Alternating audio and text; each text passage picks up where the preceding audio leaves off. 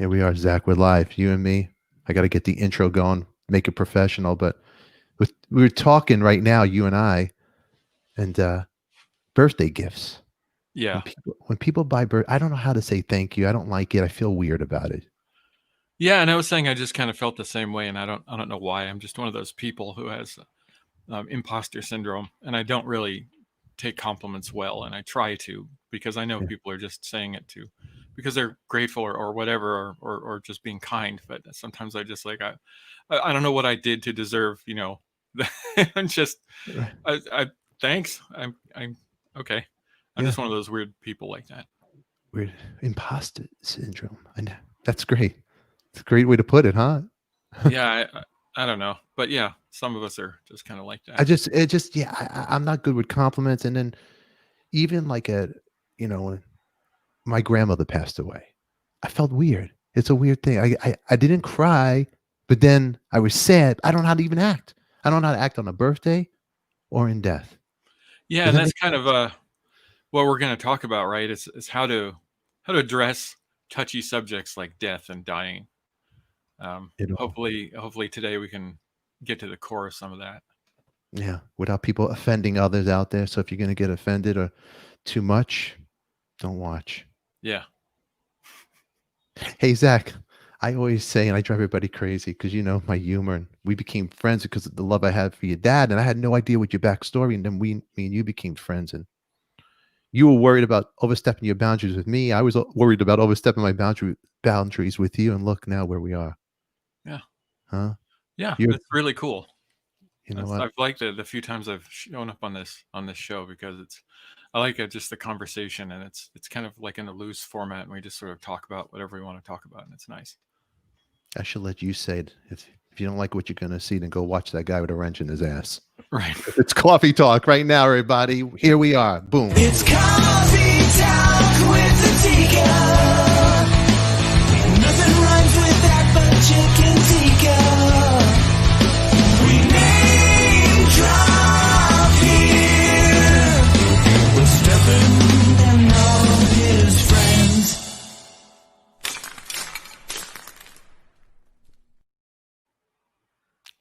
Can't get the show too professional, huh? Right. We got to keep the looseness going, but there's a lot of people in the comments, Zach, and I guess we rewind the story a little bit. You know, how I met you is I kind of stalked you, and the love of the music I have, just your dad, and would you come on my show? And I was nervous about writing. The first time I was writing to you, I was nervous. Is he going to answer me? Yeah. Give me a chance. Yeah, and I try. And let me just take a second to say hello to everybody in the comments that I can see right there, and everybody watching. I can't see exactly how many people are watching, but hey, everybody, and thank you for tuning in. And now that I'm kind of at the end of this process, this is sort of an important topic for me to talk about, right? The sort of the uncomfortableness of discussing death and dying and the whole process and how I got there and how I feel. And I think it's just, I've come to the realization during this process that this is important to talk about. And I've had confirmation of that from other people who are in the end of life business, friends of mine who do it for a living. And they said, this is what you have to do. You have to talk about it. It has to be talked about. And then we can talk about why it's not that uncomfortable for me anymore. But I just want to say thanks to everybody for showing up and listening. I appreciate it. And I get all your Facebook messages and everything else, and I appreciate those too. Even if I don't respond, it's only because I'm getting hundreds of them. I can't respond to all of them. But know that I'm reading them all, and I appreciate it. So thank you. Yeah. Well said, man. Today's going to be a heavy show, and you wrote to me after we had you and Kifa on the show, which that was a fun experience, and we had Ricky pop on and the love for the point, and that was a great show. Yeah, and all that stuff. And then you wrote to me afterwards because we had Corey. I walked off, and it was an uncomfortable moment. And I didn't know what Corey said. So afterwards, I called Corey up. I'm like, what the hell's wrong with you? And then I called you up. I go, oh, my God, I'm so sorry. And then you like, I'm fine. Yeah, it was no big deal. No big deal. And then you actually wrote to me, would you mind if I come on today? And you were, when I read your letter, I took it like the first time I wrote to you. I'm like, are you crazy? You have an open invitation here. and we have 106 people here. I'm going to bring Corey on right here. Corey Leventon, the lovely reporter. Corey, how you doing? I'm doing all right. How are you, Zach? Hey, I Corey. wore a button-down shirt for you today. Nice. It's much appreciated. Yeah, how you doing? I'm doing all right. I mean, I took a bit of a bashing from the commenters for being so brusque and journalistic with you, but I could see that you were dying to talk about some real shit. We were just talking about Harry and Harry's songs and trivia and all that stuff, and here you are. You've got like weeks left to live, and nobody's addressing it. So I just went for it, and I offended a lot of people. Yeah, So- and I was fine with that. It's like that. I think that's why I wanted to talk more about it. Maybe like in this type of show, Ask Me Anything, because maybe we need to put it in a format where it's okay to ask questions, and that way maybe people can start asking some of the heavier questions. Yeah, I think that's an amazing idea. Mhm. And I think so too. And we have, Fridays is normally Dr. G comes on with us, and he sees a lot of it too from his end. Yeah. People coming in as well, and I figured we'd all come in there. But I want this to be your show, Zach, and I want to run it the way you want it to be. So you tell me who you want on, who you want off. Who cares? It's just all about you. You want to answer the questions. I say we bring Dr. G as well, but always got to put a disclaimer for him because he's a doctor, not giving medical. We got to protect him. Yeah, the thing is though, I was on one of the shows with Dr. G once, and it turns out we're pretty much on the same page about just about everything, as far as I could tell. Mhm. And that's really good to see, because sometimes it's one thing to be on the patient side, or not being in the business at all and wondering what's going on. It's another thing to be on the medical side, and how does it work from that side? Like, because then you have to ask, well, doctors see death all the time, and it's their job to try to save people all the time. But what happens when it comes to end of life? In my case, like where you can't really do anything, it's not their job to save me anymore. It's now their job to just let me go. And can they do that? And how do medical professionals see that? And how do they behave typically with that? How's their bedside manner with that sort of thing? Because I'm in hospice now, and hospice is a completely different thing. Doctor's job is to save you, and nurses and everything else, their job is to just go in and do everything they can to make sure they keep you alive. Hospice has nothing to do with any of that. Hospice's job is to make you comfortable, and that's it. They don't even argue with you. A good hospice place will simply do everything you ask to make you comfortable. And that's it.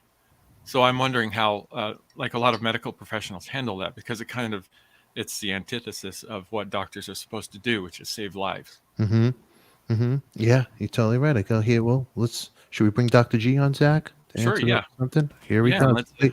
Ladies and gentlemen, Dr. G. Dr. G, welcome to the show, my friend. Hi, it's good to be here. I missed my disclaimer, so that's good. Yeah, you didn't get it. You didn't get it, but there is a disclaimer for Dr.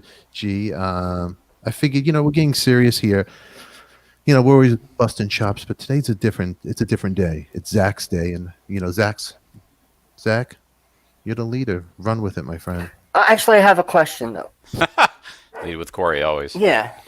Ask the doctor what you should do.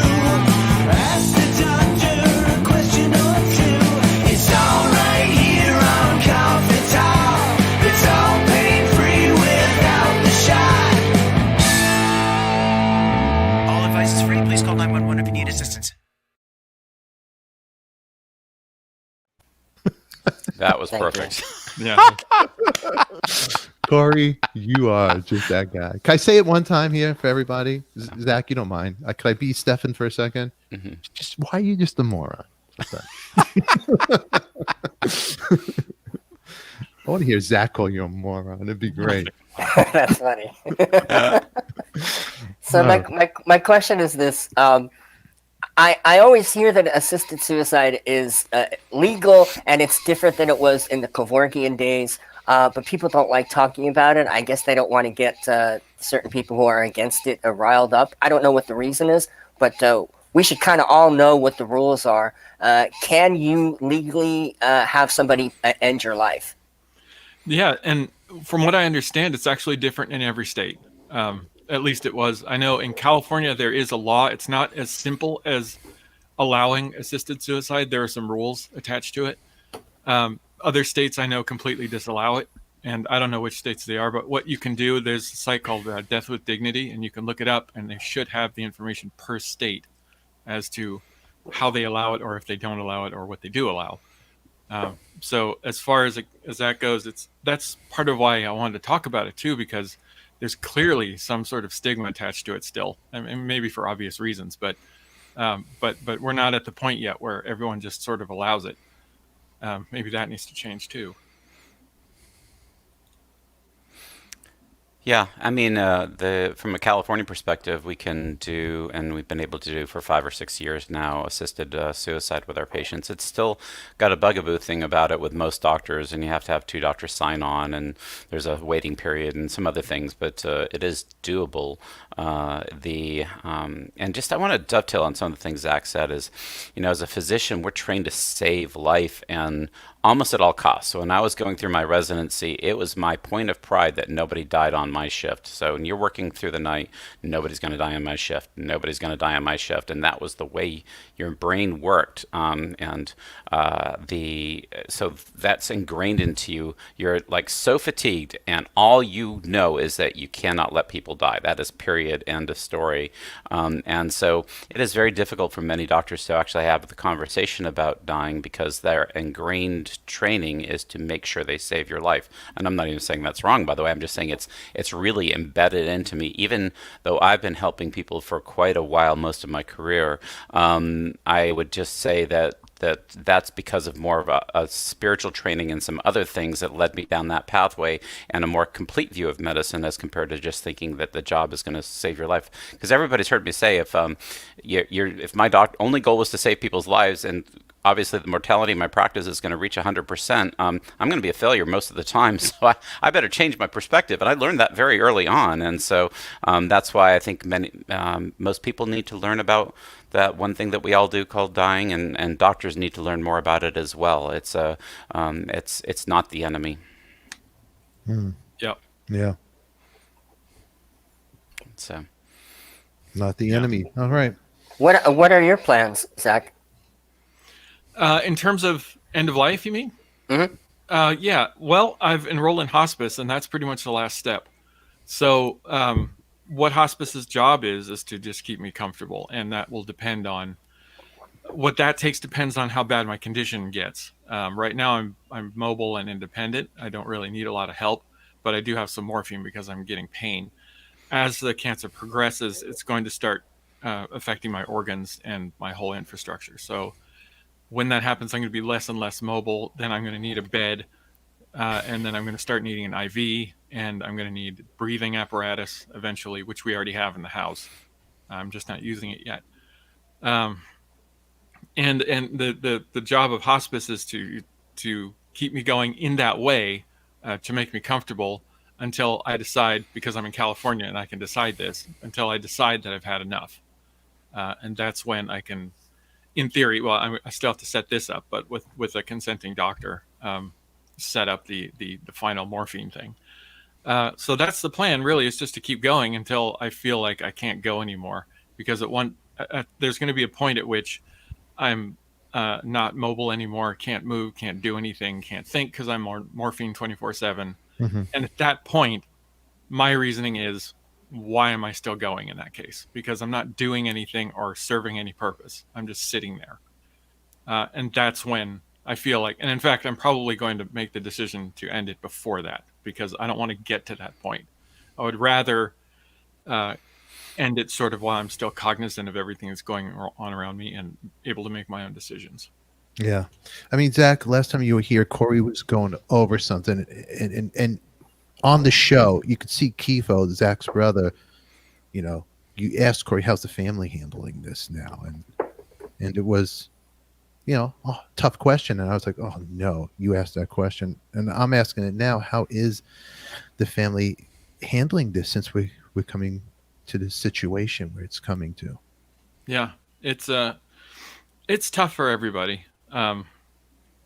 My mother-in-law, who I love dearly, is coming down. She's been coming down the last couple of weeks. She's up in Vegas and we're in California, so she's making this trip every other week or so to come down and visit and just stay with us for a little bit. And I really appreciate that.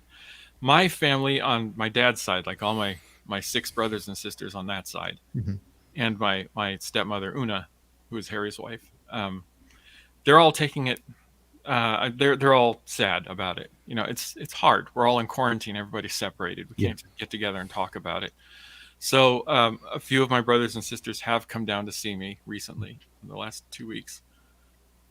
And we've just talked about it a little bit, and really it's just a matter of, what else can we do? We just want to come see you. Yeah. And I said, yeah, and I appreciate that because I want to see you guys too. Yeah. And that's I think all we can do. Una has sent me some flowers and a card, and we're all expressing our sympathy for each other, Yeah. and that's it. Mm. Yeah. It's definitely.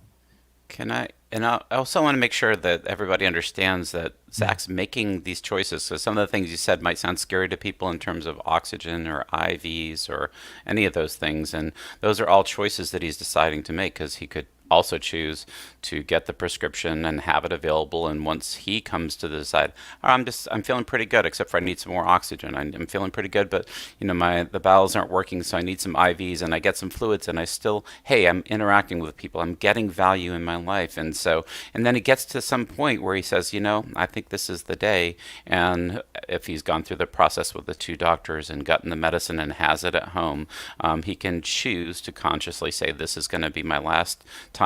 Get people together. Zak, I would tell you, get whatever friends, family you want there, if you want to, of course. And just have them COVID negative and quarantine for a few days, and have them there if you want to. Obviously, this is entirely a personal decision, everybody. Everything he's talking about should be a personal decision. And any state that doesn't allow him to do that, that's actually a crisis, because we're all going to die eventually. And I know there's some argument by somebody what if somebody just wants to commit suicide and their doctors sign off on it? It's you have 2 doctors that have to review the case. It's not like people are going to be just looking forward to some doctor helping them with this process. Lots of people, we know there's an epidemic of suicide in our country, actually.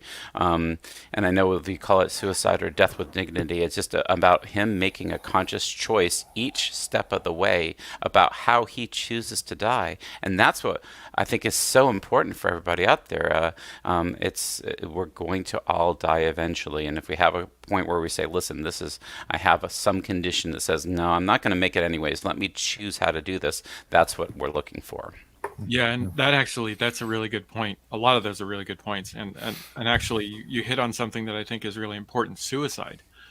I'm of the opinion now, having gone through this, and I don't know how much there is to back me up on this opinion, it's just my opinion, but I feel like there are a lot of people in this country that commit suicide for whatever reason. I don't know why, and everybody has their own reasons, but I feel like if we supported death with dignity, if we supported assisted suicide in this country, I feel like a lot of people could end their lives with dignity instead of having to take their own life by buying a gun and killing themselves with it. I feel like that would be such a better process. Right. I don't know if that's true or not, but having gone through what I've gone through so far, I just feel like there's so much more that we need to talk about this subject in this country, and probably a lot of other countries too. Suicide is a legal term, and I really think that suicide should be removed from the equation when you're talking about ending your own life, when there's no possible hope of recovering from an illness, and you're just going to get worse and worse until you basically disappear. My father's dying right now of Lewy body dementia, the same thing that Robin Williams had. And the condition that he's in right now, because I see him on, when I call my mom on FaceTime and stuff like that, this thing is genetic, and if I catch it, I want to go long before he has in his state right now. The problem is it's such a slow thing that you almost don't realize you have it. I mean, when he was my age, I started noticing that he would forget words. Then it got worse in the 60s, 70s. Now he's 84, and now he's like 25% there. I don't want to reach that point. I wake up at night, and I'm not taking anything away from your situation, Zak. It's different, but the word suicide needs to be taken out of that equation. It's a tainted scary word. It's a tainted word. It's a scary word. It's a dirty word. Right. And yeah, It was illegal. It is illegal. Suicide is still illegal. They Right. put you in jail if you fall off a building and live. Right. Yeah. Yeah. Many words have lost their, they have the connotation meaning what we think it means versus what it actually means. Suicide means to take your own life. In and of itself, that is not a dirty word. It's not anything. But what people think it means is completely different because it's tainted with this idea of mental health or drugs or whatever else people associate it with. But, it really comes down to it of, if we call it this assisted death or however we would look at it, it's death with dignity. There's so many terms that I think could be used in place because the connotation of the word suicide, not the meaning of it, the connotation of it is what's got people so scared. And so, but yes, doctors, if you have a relationship with your patient, you should be there and help them when they're going through that process as well. Most of the times with my patients, they want to die with their own family members, not with a doctor around. That's the way it should be. But should there be a potential to assist so we can actually all say, hey, we've come to this this understanding that, hey, you don't have much longer. Here's a prescription we can give you that, after we go through the process that you can learn, you can give yourself, or you can have the hospice nurse with you if you prefer. There's so many ways of doing this that it could be, because as we know, we do this with our animals. We don't let them suffer. Why we don't let other humans goes into essentially the politics of it, not the medicine of it, which is always what bothers me. And so there's a politics of this decision. Medically speaking, it's actually cut and dry that we should be helping people this way and alleviating suffering, because that is actually part of what we do as doctors is alleviate suffering. But you'll find that doctors don't do that towards the end of life. It's funny that you say that. Our animals, our pets, you don't want them to suffer, right? And what's the first thing we all do when they're suffering? You give them the injection. You don't want them to suffer. But when it comes to us, it's a different thing, huh? Yeah, we had a guy come in to euthanize our dog in February, just as the pandemic started.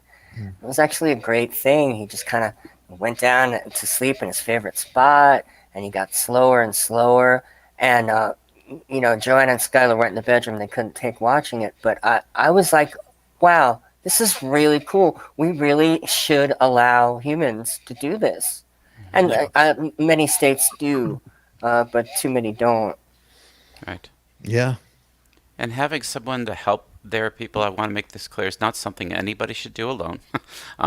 We should have people with us that we love, that you care about. And it's such an important decision, because usually towards the end there is some fear there, which is very understandable. Having some, and Zach, I'm sorry because I'm speaking to you too, there's some fear there. Have people there that comfort you as best as possible, because all of us, what's going to happen? And when we reach that final point and make that decision, it's a tough one for everybody. That's why we have to take away the stigma from it and everything else. This is something that we should be supporting everybody in doing. Yeah. And you're absolutely right. Fear is a huge part of it. And for everyone watching and who's watched my Facebook videos and my posts about this and all this stuff, I'm getting a lot of feedback that this is important stuff to talk about and that people appreciate me being so open about it. But make no mistake, I'm terrified. I'm scared every day. I don't want to go through this. I don't think anybody does. No, they don't. No. Dr. G, you deal with this a lot too in your profession. It still scares me, even though I see it.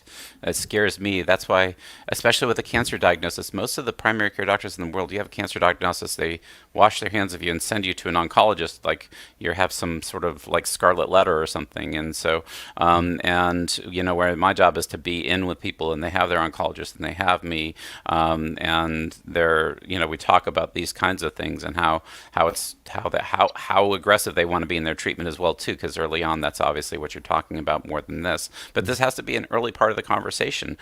So we understand, yes, we're all going to die. This is a potential fatal diagnosis. Have you thought about that? Something like that. And so is there a meaning you have to this? And so such an important thing to realize that even though you have those conversations, there is always that fear, that terror, whatever term that Zak was just using, is that, and you have to be there because it's scary. It's scary for your doctors too, by the way, because we're afraid of death too. We're human. Yeah. And so that's why it's so tough a conversation for us, and that's why this is such an important conversation to have, is how scary this is and how real this is, and how many people you'll know that are going through this, and so that's, I think, part of this with this coronavirus thing with the people dying alone has been one of the most tragic things that I've been seeing, is that they can't have their family members there, the way our protocols are set up and things, and so there's ways we can actually change that too. But for right now, it's obviously about you, Zak. But the fear is there every day, and it doesn't go away, and it doesn't get better at the end. And that's why having so much support there is so important. It is support, and I'll tell you something. This is not an easy show to do today, to have this conversation. It's not. It's definitely not easy for Zak. And Zak, what is getting you through today? I got to ask you, like, what through these times? We're in crazy times, and you're sick. What's helping you? Is it music? Talking? Yeah, and just feeling okay. I don't have any superpowers. Some days I feel better than others. Some days I just feel like crap. And on those days, I'm not getting through it. I'm just suffering through it. That's all it is. Days like today where I feel better, I feel like I'm just doing my normal life. So I'm just I'm okay with just sort of pushing through and doing whatever I do. So I'm not doing anything special. I'm pretty sure anybody in my position would be doing exactly the same thing. I'm just, when I don't feel like I can do anything, I don't. And when I do, then I do. Yeah. Yeah. Well, Zak, that's not true. Not everybody's sharing like you are. And that's why, thank you. I mean that from the bottom of my heart. I hope you get that. And so, but it is tough. It's tough for me. It brings up so many things for me. This triggers so many things of me being with people at their end of life, and so this is actually tough for me, people. So nothing compared to Zak's. I'm not, I'm saying, but it is. This triggers these memories of things and places I've been with people who are dying. So this is a toughie. Now I know Zak. I'm sorry, Zak. Go ahead. Oh yeah, I just noticed in the comments. Reverend Jenny Osorio just said something. A couple comments back up, and she said. I wonder if it's the fear of dying or if it's the fear of death, and that's a good distinction, like the fear of pain or the fear of death. And really, it's not even the fear of the end of all things. It's more the fear of the pain leading up to it and the suffering that generally entails. That's really what it is. And that's why hospice is so important, and why it's so important to talk to hospice and talk to end-of-life counselors and things like that, because it's really because of at least my condition. I'm sure a lot of other conditions, but mine is one of those conditions in which the worse it gets, the more painful it's going to get. And that's more of what I'm afraid of than the actual dying. Yeah. Yeah. We're going to take questions from the audience, and this was very important to you. And I wanted to bring some people that have been on the show. They're friends of the show. They also have love for your dad's music, the joy that your dad brought to a lot of people out there as well, and your words helping people out there is as important as Harry's music as well. You guys are both working. You and your dad actually working together in a crazy way in this crazy universe. A friend of mine has a show on Instagram. His name's Christian James Hand. It's called The Session. He actually takes the music, the track by track, and breaks it down. It's a great show out there, everybody. He's here. I want to bring him up here. Christian, let me bring you aboard really quick. Christian, welcome to the show. Cheers, everybody. Happy New Year. Happy New Year, you too, my friend. Is that what this is? I don't know what day it is anymore, to be honest with you. So happy whatever day it is to everybody. Hey, Christian, welcome to the show. And introduce you to Zak Nilsson right there. Zak, huge fan of your dad, man. Thanks. Thank you. Music is it was like one of the first that I remember my dad playing in our house back in England. So those songs resonate from way back in the day. So thank you so much for continuing to keep your dad's music out there. And I'm so sorry to hear about your struggle. And what you're facing, and the conversation that you're having is a very, very important one. All of you are having a very important discussion, and it's one that I've actively, for a very long time, been confused of myself. And the comment about how we treat our pets, and we treat our pets more humanely than we treat humans, is such a bizarre fucking thing that I never got my head around. And I was actually reading a post on some social media from a vet who was saying that the hardest thing that they have to face is when people don't want to be in the room when their pets are being put down, and that the pet is confused as to why their partners in life aren't there to help them go through this final stage, and the trauma of the animal. And it's like, how are we so intent on having this conversation about pets, and we'll just let human beings go through whatever nightmare trauma they have to go through as they pass out of this plane into the next? It's such a quandary, and it is such an important and vital discussion. And I think, thank you for having it. And it's a brave thing to be discussing, when we're all fine. It's a whole entire other thing to be talking about when we're sick. A friend of mine had an assisted suicide. She lives in California. She had an assisted suicide a year or 2 years ago when she was facing cancer that she had fought for years. And it was the most humane and beautiful thing that she could have done. And it really was, I think to be able to have the final say over how you want to leave this place should be the greatest gift that we give every human being. It really should. It should be like a contract that we have with each other that you want. And I personally, I take it a step further, where I think that people who struggle with intense mental torture should be allowed to step out. I don't think anyone should have to stay here if you don't want to, not simply because I'm having a shitty day, but if you have a human being is hard enough as is. Yep. Without additionally being burdened by things we have no control over, and ultimately have no dominion over internally. And I think it's a really important discussion, and thank you for having it. And my heart breaks for you and the family, and to be then facing it in this shit show additionally is it's so hard to be powerless when you watch a friend of mine struggle, let alone someone I don't know like you. But just sitting on this for half an hour and hearing this, it's heartbreaking, man. So I don't know if empathy from other people has any fucking help whatsoever, but you genuinely have it, my friend. And I wish for you to have the most peaceful and beautiful transition that you can have. I sincerely do. And anything that can be done to help that should be done. Yeah. Thanks. Yeah. I agree. Yeah. Yeah. I mean, you're in it every day, man. Every day. It's like folks like you should be the ones that everyone is listening to, because you're facing the thing that, as Dr. G said, hello, Dr. G, by the way, everyone faces this. So this should be something that we discuss. And, the crazy thing is that these indigenous tribes and pop peoples have faced this thing with so much more grace and humanity than we have. And because we have fucking cell phones, that we think we know everything, and we don't.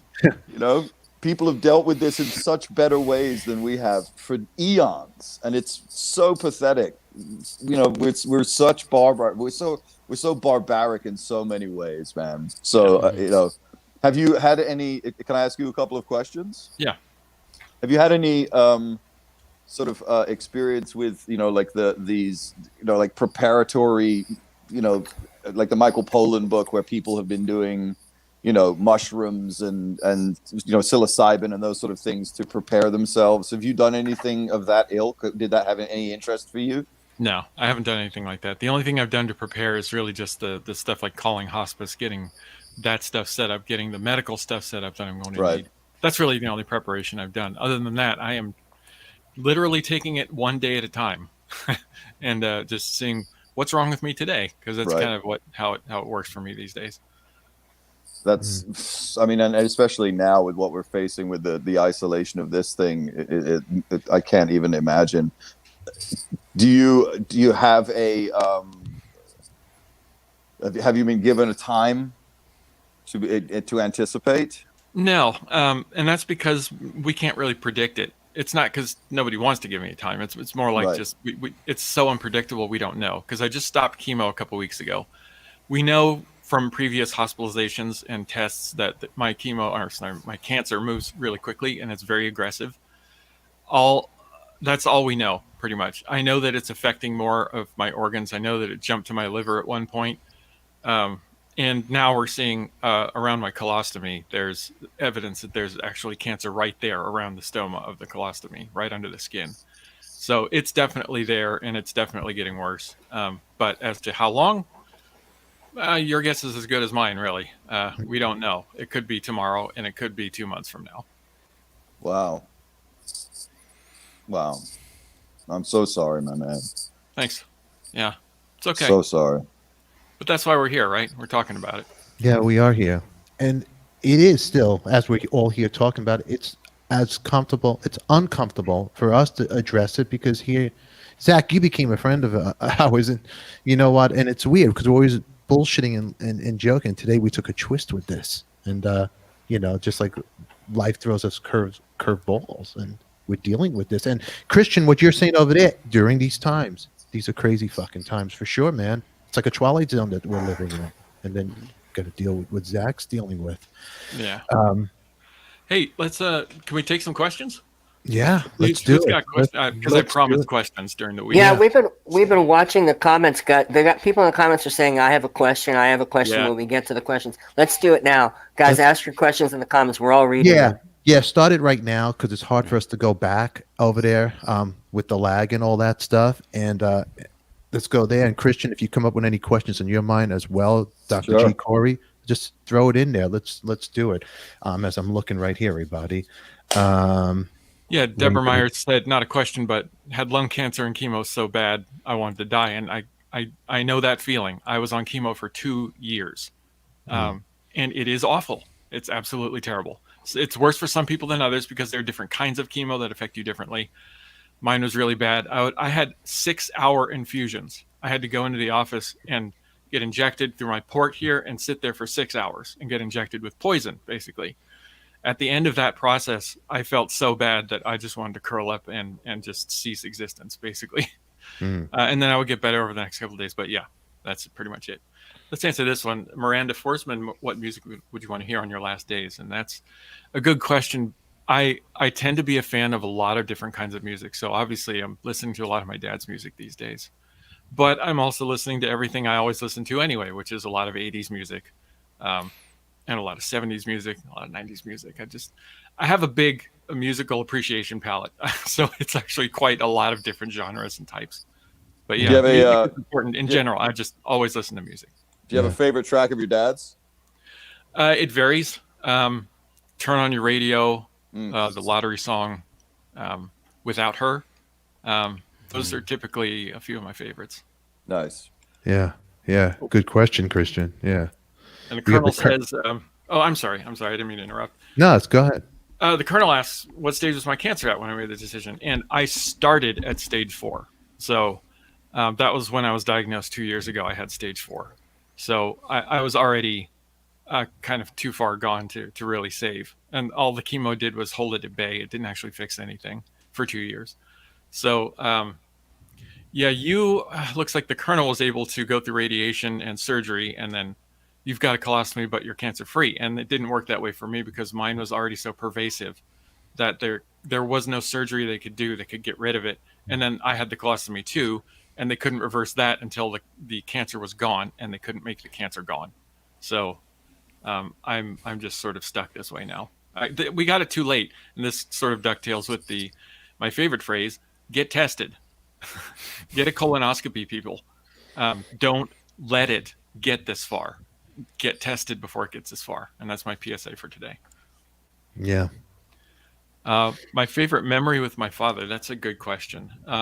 Because I didn't live with my dad. So I would visit a couple times a year. And so that combined with my very early days and then some of my later days sort of is my entire experience with him. I have a lot of favorite memories because a lot of them are really good.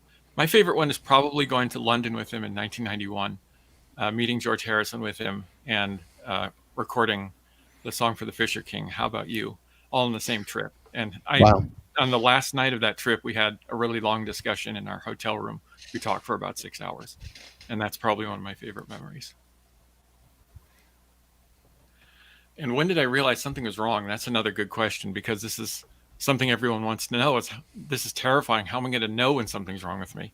And that's hard to tell because it's different with every form of cancer and it's different with every person. For me, I started having gastrointestinal issues and I didn't know why. I was just having pain in my gut. And I'm like, I don't know what's going on. It's been painful for 2 days. So we went to urgent care. Urgent care ran some preliminary tests and they couldn't really decide what was going on. So they sent me to the ER. The ER did much more extensive tests, a bunch of x-rays and CT scans. And about 8 hours later, they finally came back to me and said, you're full of cancer. You just have cancer everywhere. And that's how I found out. So my symptom was gastrointestinal pain initially, but I guess that's a good argument for getting checked out whenever you have weird pain, even if you think it's nothing, because it may be something. How do I feel spiritually? Well, that's another good question. I'm not what you would call a real spiritual person, per se. I guess I believe that everyone should believe what they want to believe, and for me, I'm okay because I've had to go through the 5 stages of grief with this. I'm not going to remember all of them in first, but there's anger and denial and everything else. I'm in the acceptance phase. It's been long enough. It's been 2 years that I've been told that I'm not going to get out of this, and I've had long enough to accept it and deal with it. So these days, the only times I'm really down is when I'm just in a lot of pain, because that really hurts my ability to smile. Other than that, if I can get the pain under control, I feel pretty decent on a day-to-day basis. I like hanging out with friends and all that stuff, and it's pretty good. And are you up for any more Cancerokies? And that's another good question. For those who don't know, I do this thing called Canceroki, which is my idea of just getting all this stuff out. And it was like mediocre karaoke, which is basically just I have cancer and I'm doing karaoke is how that worked out. And I do drums sometimes over songs. And whether I can do any more Cancerokies, I'm not sure. I've sort of been trying to, but the fact is it takes a lot of effort on my part for drumming, for example. It's not just that, it's the setup. I have to set up cameras. I have to do all the editing afterwards. It's like a 4-hour process for each one that I do. And I just don't have the energy. My energy is really going down. I've lost weight and muscle mass. And so it will really depend. If a day comes along where I feel like I'm strong enough to do it again, then I'll do some more. But right now I haven't been. Mm. And what are the things you suggest a person does in order to prepare? Death is inevitable. You're right. And how you prepare and when you do it is really up to your own individual situation. Like for me, I sort of have an end point. Like I can see it. Like I don't know exactly where it is, but it's there and it's coming. So I'm already at the point where I don't have anything left to do except prepare for it. If you're at that point, then my advice would be talk to people who are in the end of life industry, people who are in palliative care, people who are in hospice care. Find a counselor, find someone like that to talk to. It's really important. You need to find out what your options are from someone who's experienced in that line of work, someone who's going to help you, because not all doctors will help you with this because it's not their job necessarily.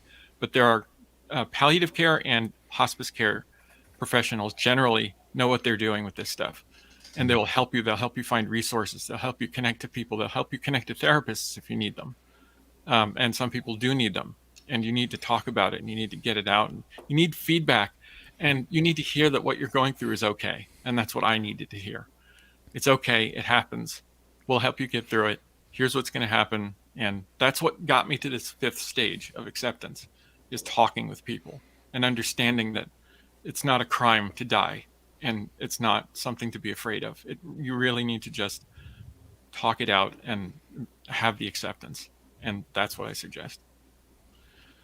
And can I eat all my favorite meals? Well, no, not at this point, because it's colon cancer. And what my problem is currently is that I've got major tumors, massive tumors in my intestines and outside of it, sort of in my cavity and all around.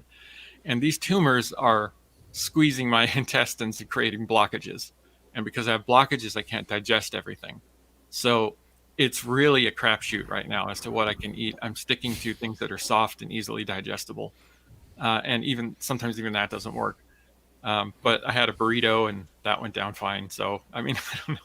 But the answer is no, I can't eat everything that I like. And let's see, stage 4 lung cancer into remission. Yeah. And immunology. And that's a good point.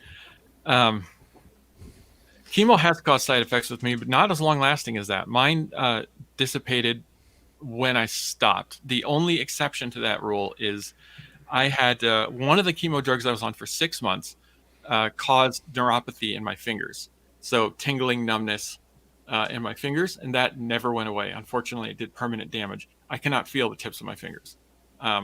So typing is really weird for me now. That is the side effect that never went away.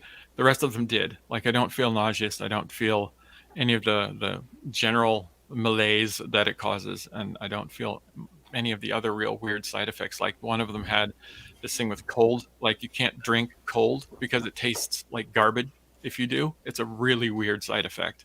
So everything I drink has to be lukewarm or warm. That went away, thankfully, because that was almost intolerable. Imagine not being able to drink anything cold ever. I mean, that's bad. So I'm sorry about that, because that sucks. Have to suffer side effects from 13 months later. Breaking Bad. Yeah. Well, sure. I could go full mad scientist. Why not? I think that that's basically fiction, but I also think that I can absolutely see how it would drive somebody to do that. In Breaking Bad's case, Walter White was a man who had specific talents in chemistry, and he actually found an outlet for it, which was, making meth. Good meth, though. Good meth. The stuff that wasn't mixed with baby powder or whatever. Yeah. And I kind of see how that story made sense, because with nothing left to lose, that's kind of what you would do, right? With nothing left to lose, you just do everything that you weren't able to do before because there's no rules left, almost. I don't think that would ever really happen in reality, except maybe some extreme cases. I don't really have any talents like that, so for me, that wouldn't really be an option. I can't go into the desert and make meth in a trailer. But I can kind of see how that story came about, and for me, it's really just more of just dealing with it. Yeah. Not doing anything extreme like that, but yeah. And warning signs. Well, like I said earlier, there weren't really too many warning signs. The only thing I had was gastrointestinal pain. And by the way, the reason I had that was because of a tumor, a giant tumor that was pushing in. When I say giant, I'm talking softball size tumor that they pulled out of me. And I still have 2 more in there that are the same size. So there were no warning signs. Unfortunately, or fortunately, for whatever reason, your intestines don't have nerve endings. So you can't feel when something's wrong like that. All I had was the pressure, and I went to get it checked out, and that's when they found out it was already too late. It was already stage 4. Well, interesting that you said that, Zach. You don't, that the nerve endings that you don't realize. Yeah. You can't feel it. Well, I didn't know that. It's weird. Yeah, it's very strange. But I guess it's good on the one hand, because I'm sure there would be a lot of pain if I could feel it. Yeah.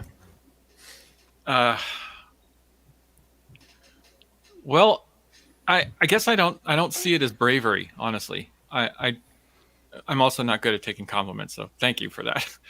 I appreciate it. I just don't. It's when you're put into this position, I guess, at least for me, I'm only speaking for myself, of course. When I'm put into this position, I don't see it as bravery. I see it as just, I don't have anything left to lose. And I see it as an important topic that maybe isn't discussed enough.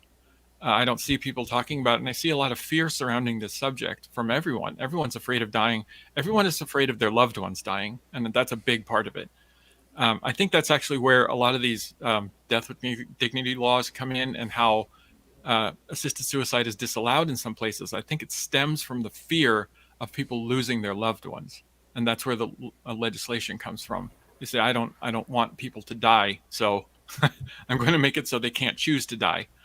And unfortunately, that's unfair to the person who is dying.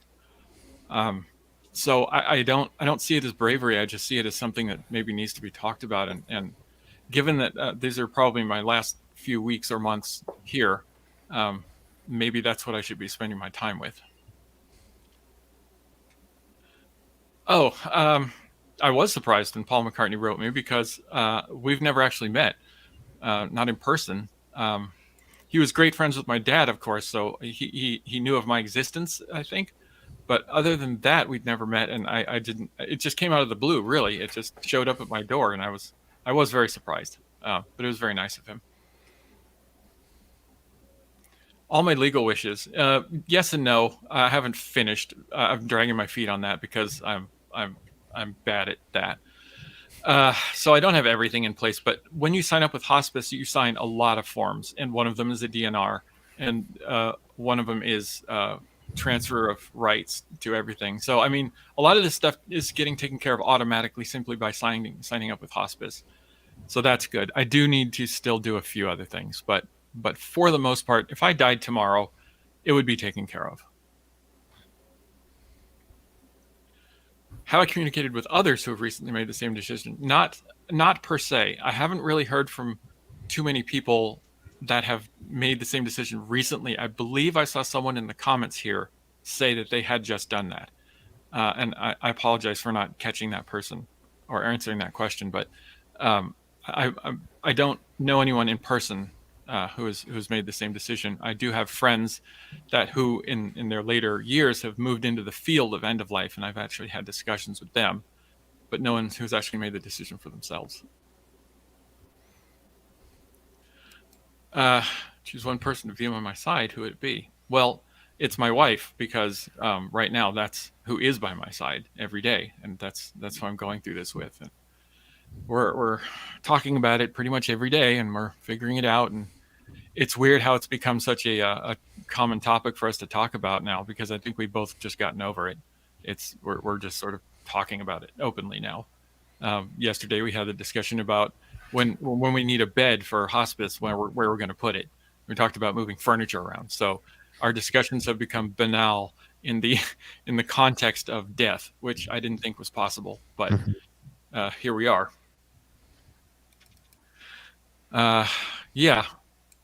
Yeah, I agree. I'm not sure that anyone wants to die, or at the very least, maybe no one wants to go through the process of dying, because that's really the worst part, and how you decide how to do that.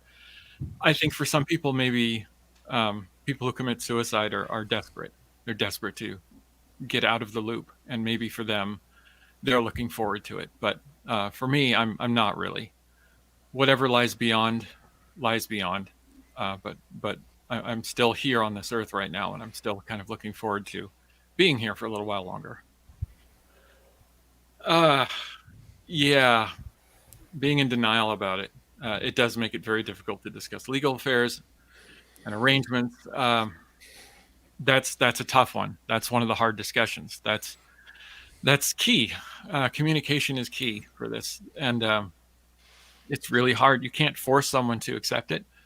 It has to be up to them to accept it, which is why I say palliative care and hospice care, and finding a therapist or finding someone in those fields who can talk to you about it is important, because they can help you understand what's happening and what's going to happen, and maybe help you come to grips with it. And I believe that really has to happen in order to have productive discussions. And you have to, at least for me, again, I hate saying this about anyone except myself, but you have to come to this, you have to be less selfish. Not wanting to die is a little bit selfish, because then you're in denial, and there are people around you, look at all the people who care about me in this thread here and on Facebook and everything. You have to take those people into account. You have to take their feelings into account. Like my wife, my brothers and sisters, my friends, I have to take them into account. I can't just not talk about it. So that's why I got to be open with them and say, here's what's going to happen. Here's how it's going to be. And I'd like you to come and talk with me about it and visit me, and let's be together a little bit. Because if you don't do that, your friends feel guilty. It's a thing. I don't know the technical term for it, but it's some sort of associative guilt disorder, because then they feel like they didn't do enough to help you, or they didn't talk to you enough, or someone dies and you'll sit there going, I didn't talk to him enough. My last words to him were this and this, and I'm afraid that left us on a bad note, and now I feel guilty. And that's terrible. No one should feel guilty about this. Yeah. I talked about my doctor downplaying my condition. That's a good point. Tom, that's my friend Tom, by the way. I was in a band with him, and we worked at the LA Times, and he's a great guy, and he's gone through some serious medical conditions of his own over the last few years. Thanks, Tom. Yeah, because he's referring to my oncologist, and unfortunately, my oncologist is young, and she's a good oncologist. She's a good doctor, but she's not good at communicating with patients. And this is unfortunately something that I've heard happens a lot with doctors. They're great at being doctors. They're not so good at understanding what their patient needs. And in her case, what happened was she basically just told me that there is some hope. There was a little bit of hope because technically there was. And we're going to put you on all this chemo. We're going to get you on this regimen, and then we'll see what happens. And then I would come back, and she would say, hey, your numbers look good. Your numbers are better. Your cancer number is dropping. Your iron number has gone up. That's great. You're looking better. You're getting healthy. This is fine. For the first 6 months of doing this, my wife and I thought that I was actually going to get better. That was not the case, and that was never the case. From my first initial diagnosis at the hospital, they knew it was terminal. And my oncologist knew it was terminal. My oncologist, because she wasn't really a people person, was trying to make me feel better by telling me that there was some hope. And like, yeah, maybe. She would say, maybe. Mm-hmm. That is wrong. That's a violation of trust, in my opinion. You cannot do that to people. I need to hear the truth. This is like, we're talking about the end of my life here. This is all the marbles. You cannot lie to me about that. You know what I mean? It's unconscionable, basically. I know she didn't do it on purpose. I'm not saying she did that, but since she wasn't good at communicating with people, that's how it came out. Just as, she just tried to make me feel a little bit better about having to go into chemo every week and get injected with this poison, and that made me feel terrible. And she was happy that my numbers looked better, and that was all good, but all it was doing was staving off the cancer for another week. That's all it was doing. And can I ask you a question, Tom? Yeah. Sorry, can I ask a question, Zach? If she had been more honest with you, do you think you would have gone through the chemo? Would you have undertaken those, such awful treatments, or would you have started to deal with the reality? And another good question. That's another good question, because that's very relevant. And my answer to that would be that if I had all the information in front of me right from the start, I would have been able to make more informed decisions about how much chemo I wanted to go through. And then the answer to that is quality of life. Right. It all comes down to quality of life. If I had known that I was never going to get better and it was terminal, that I was not going to get rid of the cancer, then I would have been able to base my decisions on quality of life. So then it would have come down to, well, how bad do I feel after this chemo infusion? How terrible is it? And the answer was, I feel better after a couple of days. And then I start feeling better, and then I start feeling better. It's dealable with, because that's real English. So it's tolerable. And then I would have continued to do it, because as long as it's tolerable, I'm okay. Right. That lets me I would have done that until I felt like I had exhausted all my resources or my energy, and I felt like I've been here long enough. Maybe I can let go now. At that point, I would have stopped it. But before then, I was under the impression that maybe we could fix it. And that's why I kept doing the chemo. And that is a crucial difference. And that's why I was upset about that. Can I ask the doctor a quick question? Sure. So when you're, as a doctor, does this start to sort of Venn diagram into things that you're not allowed to do as a doctor, or is that simply just bad doctoring to have not, are you allowed to look at somebody and say, this is terminal, and, the quality, is the quality of life aspect something that is brought into your training in how you perceive medicine? Okay, well, trying to answer that as quickly as I can, and you guys know I'm not known for my brevity, but I want everybody to understand this, first of all, is that when you see a surgical oncologist, they they think surgery is the answer. A chance to cut is a chance to cure. When you're seeing an oncologist, everybody thinks the oncologist is a cancer doctor. They're not. They're an expert at the chemotherapeutic approach to cancer. And what Zak's facing is the doctor's belief system. Okay, that doctor has to believe in what they're doing, or otherwise their entire life is a waste. And so they become chemotherapy believers, or in this case, the high priest or priestess of chemotherapy. And it's actually what they are. And once you become that much of a believer, you're also, because this is what I face as a doctor all the time, they don't believe in any supplements or IVs or anything else because it'll just get way of their super powerful chemotherapy.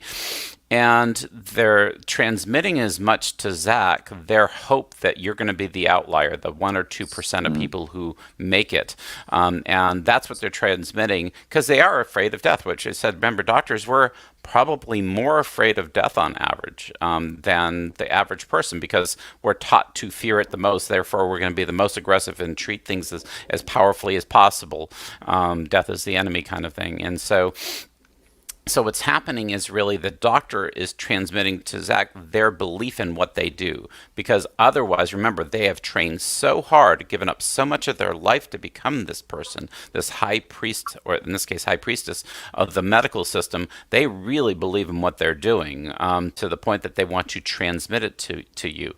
That process of transmission has occurred from gurus to students. They want to transmit that to you, whether they even know that that's what they're doing. So it really comes down to as much that doctor believing entirely in what they're doing and trying to transmit it to the patient. That's primarily what they're doing. And I agree with Zak. It's not that they're trying to be a bad doctor, obviously, or they're trying to transmit that. Furthermore, as a doctor, you got to give people hope, and there is always the outlier, and that's what they're talking about. But that's the statistics they have to kind of go through with their patients. Like, listen, this is with stage 4 cancer. These are the numbers, and they're unfortunately not very good. So it's really about their belief they're transmitting because they've trained really hard at becoming a chemotherapeutic expert in the treatment of cancer, not a cancer physician, a chemotherapy professional. Also, having positivity leads to slightly better outcomes. I mean, you're not depressed. Right. Yeah. I agree. And but that's why when I went into integrative oncology, it's because most patients, which are people, of course, we still say patients as doctors, have been so left out in the cold that and then everybody's telling them you got to drink this tea and do this other ritual or whatever else like that without any real guidance about what other things there are out there that actually can help treat cancer and actually synergize with chemotherapy and synergize with radiation therapy. All these things can work together. And that's why medicine has become so fragmented, everybody, because there's this, again, in the world, there's this you're with us or against us thing kind of thing. You're either going to do chemotherapy or you're going to do all that freaky, weird, natural stuff. And the answer is the freaky, weird, natural stuff goes really well with chemotherapy sometimes. And furthermore, and again, try not to be too long, every doctor looks forward to never giving chemotherapy again. They're talking about targeted chemotherapy. The immunotherapy models, which have been around in natural medicine, the GC MAFs that I use, the mistletoe extracts, are about getting your immune system to recognize and eliminate the cancer. There's a talk of eliminating the tumor staging the way we do it and only give it an immunology score and everything working on the immune system. So there's lots of progress that needs to be made, and different worlds need to come together to really treat this in a more effective way because natural medicine, integrative medicine, natural medicine, and Western medicine coming together, that middle path thing, is probably never been more vital than when it comes to treating cancer. Thank you. Yeah. Hey, Dr. G, do you want to take this question on the screen? His attention. So how do doctors straddle the line between trying more and more procedures and listening to the patient's experiencing, giving their internal experience as much attention as what testing Yeah. See, again, doctors are very data driven. Actually, that happens to me too because I love data points. And you guys listen to me. I love ordering my tests and doing the things, and that has happened to me where sometimes I am so busy getting so excited about my testing that I'm not listening to the person. Okay, that happens to me. I've been doing this a long time, folks, and so and that still can happen to me because I get geeked out, and that's the problem with kind of the reductionistic medicine, looking at smaller and smaller pieces, and versus more inductive, meaning looking at wholes. Doctors in general look at pieces and not wholes. Okay, and that's actually becomes our biggest issue, is that we look at a piece. You go to see the piece specialists. You go to see a piece of you. I see my cardiologist, and my cardiologist is going to tell me my heart, while the doctor tells me about all these other pieces of me. Like somehow they're not related. And so all Western medicine is based upon breaking you into tiny pieces and treating those pieces. And it's very difficult to talk to the whole person, because I'm your heart doctor. What am I supposed to do about your liver or your whatever, And so it goes into the entire basis of the training of the Western physician, what we call the MD. And our country is so skewed towards one way of looking at the body that it cannot work. The way we treat cancer can't work the way we do it. But that's coming around. This very moment is that also this also goes into everybody is seeing their standard doctor, and they get their 7-minute Medicare visits. And a 7-minute Medicare visit, we basically have a time to listen to what you said and give you a drug to treat your symptom and move on. There's actually no time in the Western medical world to actually listen to you.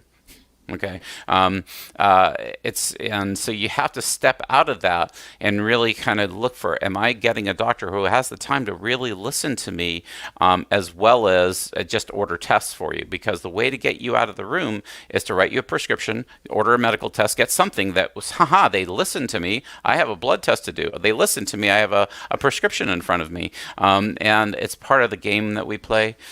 So in terms of that straddling the line, the main way to help your doctor is actually allowed to find ways to spend more time so they can actually talk to you. Because most doctors in the world who take your insurance, I have to have a doctor who takes my insurance, is having 4 or 5 person waves where you have 5 people scheduled an hour. You're just a hurdle to overcome in extraordinarily busy days. And so the system is set up to fail.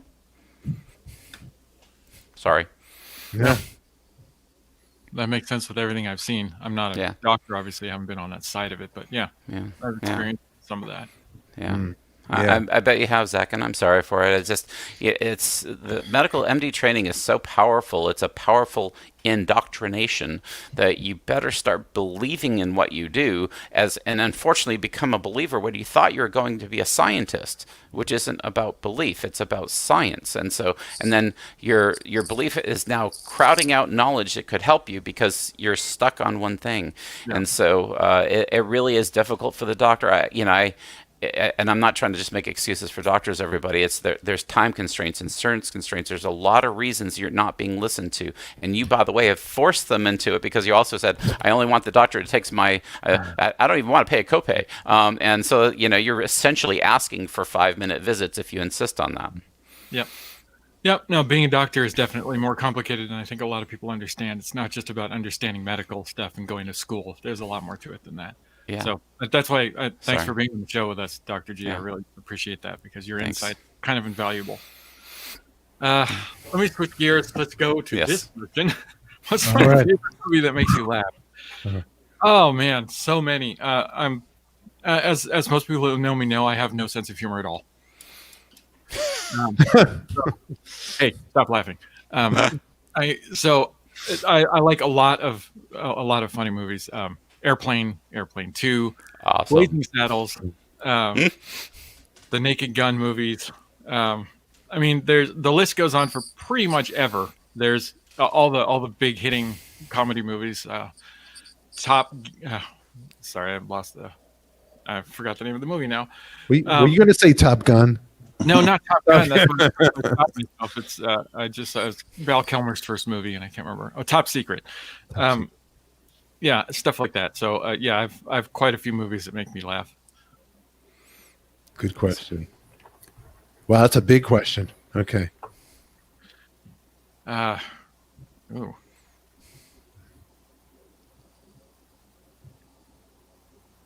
That's good. This is for Dr. G, I'm assuming. Where is Dr. G? Oh, there he is. The handsome doctor. So everybody, this goes into integrative oncology. It's, with renal cell cancer is a tough one to treat people. It acts very, very different in everybody, and so do most cancers, by the way. And there are many, many integrative approaches to cancer, from intravenous vitamin C to immunotherapies to the systemic enzyme therapies, that there's a series of enzyme doctors out there as well too. It is difficult. I've had patients of mine who lost their oncologist because the oncologist found out that they were seeing me and listening to me, and therefore they were fired. And so it becomes a very difficult thing, because I tell people, you can't lie to your doctor. You have to tell them about what you're doing. But when it comes to these supplements, just say, no, I'm not. I've actually had to tell them to lie to their doctor, because I didn't want them fired, because they were doing things to support their body at the same time that are the correct things to do for their health, because but you're dealing with the doctor's ego in that case. And so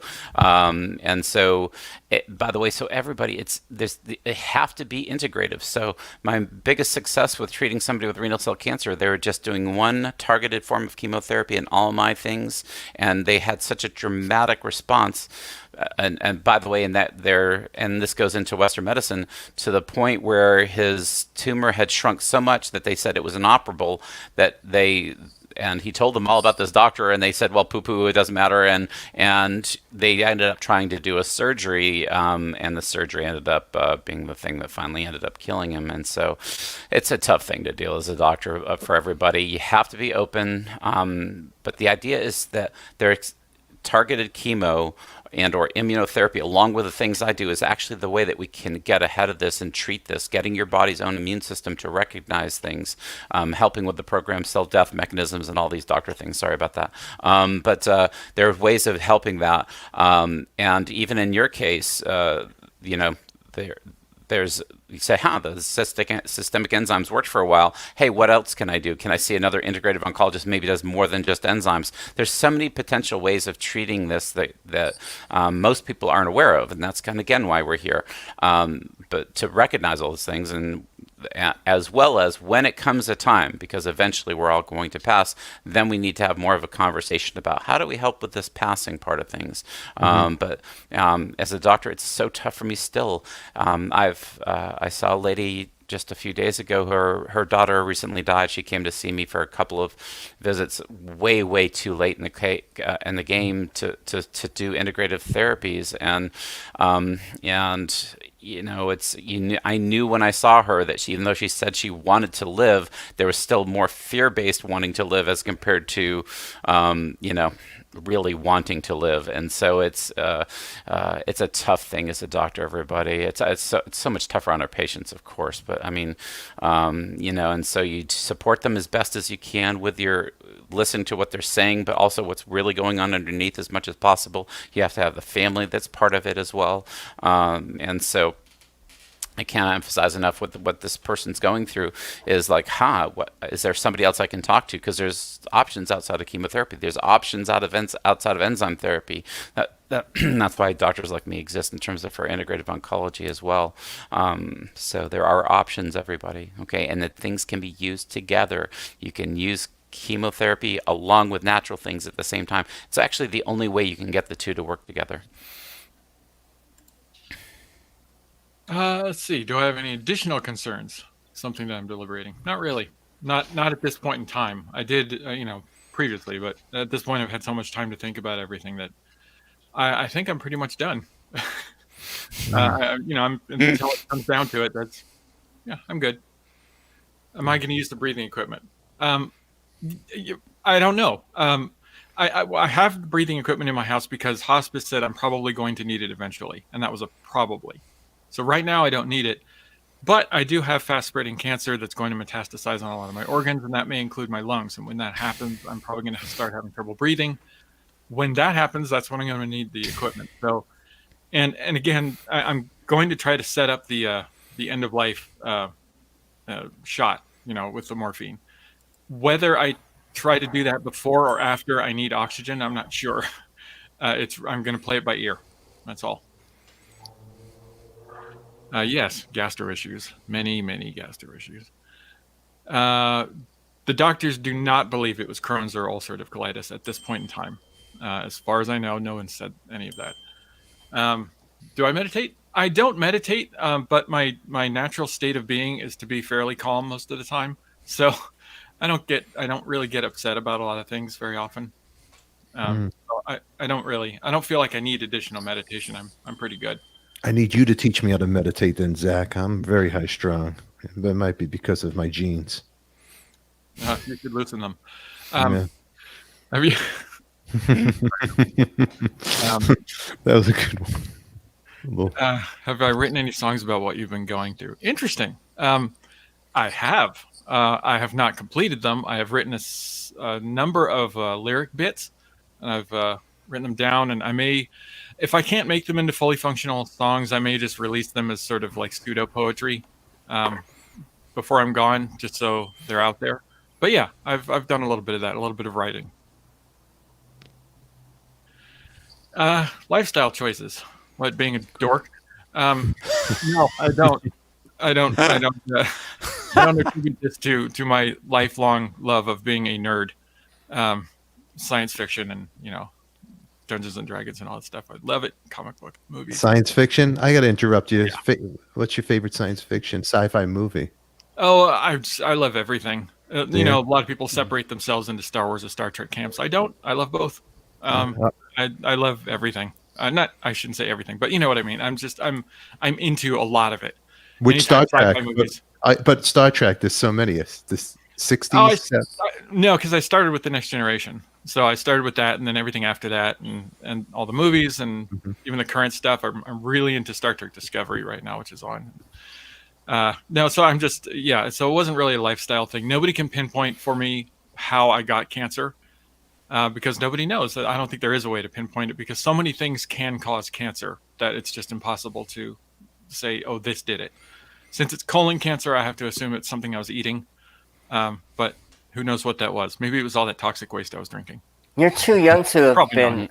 You're too young to have been recommended to have a colonoscopy, right? Right. And that's a good point. Let me just touch on that real quickly, because a common wisdom suggests that you're supposed to get colonoscopies when you turn 50 or after, and start doing them on a semi-regular basis, like every 5 years. But I got mine well before I was 50.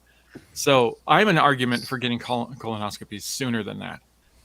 The other side of that coin is that doctors will say, well, if you get it too young, you can cause damage with the colonoscopy, and they don't recommend getting them too young because it's just not likely enough that you're going to have cancer. So I'm going to say straddle the fence on that one, maybe start getting them in your 40s. And all I'm going to say about that is it's going to be up to you and your doctor, but I will say keep it in the back of your mind. Do it. If you decide that you can do it, then do it. Be safe. Don't let it get as far as it got with me, because that's the whole point. You need to catch it fast. You need to catch it early. If you don't, it's going to get to a point where you will not be able to recover from it. Yeah. And nobody wants that. Do I feel like I have to help your loved ones prepare and accept their death? Yeah, I do, actually, to an extent. Because my friends and loved ones are not going through what I'm going through. Not exactly. I'm the one who's seeing it from my perspective. And I see sort of the end of the road, and I've already gone through the whole stages. My friends are more like, they're just sad because we're friends. They don't want to lose my company. So they're not really seeing it from my perspective, and that's not their fault. It's hard to see it from my perspective. I couldn't see it from my perspective before I had cancer. You know what I mean? Like, nobody explained it to me either. So I do what I can to sort of tell them on a regular basis that it's okay. It's all right. This is happening, and it's going to suck, and, we're all going to be sad, but it's okay. Like, it's not something you have to guilt about. It's not something you have to stress about. Just, it's going to happen, and then you'll be fine, and I'll be fine. My brothers and sisters are relatively close. They're about an hour and a half away. I have one brother that's up in Santa Cruz, so that's a little farther, but relatively, yeah, we're all kind of in the same Southern California area. Can I dovetail a few things on that Zach said? Just is that symptoms symptoms didn't drive this. This is the you don't whether you, somebody says to me, "Well, I don't need to get a colonoscopy. I poop perfectly." That's so irrelevant to everybody, and so you screen because you're over a certain age, and then it becomes like a little bit what Zach was talking about. When do we start? And same thing goes for almost any of the screening. Is the idea of screening is you are over a certain age. We did this with coronary artery disease. If you're a man over 45, get a coronary calcium score. I don't care if you've never smoked and are a triathlete, get a coronary calcium score, see if you have heart disease, and then there's some few screening tests that way.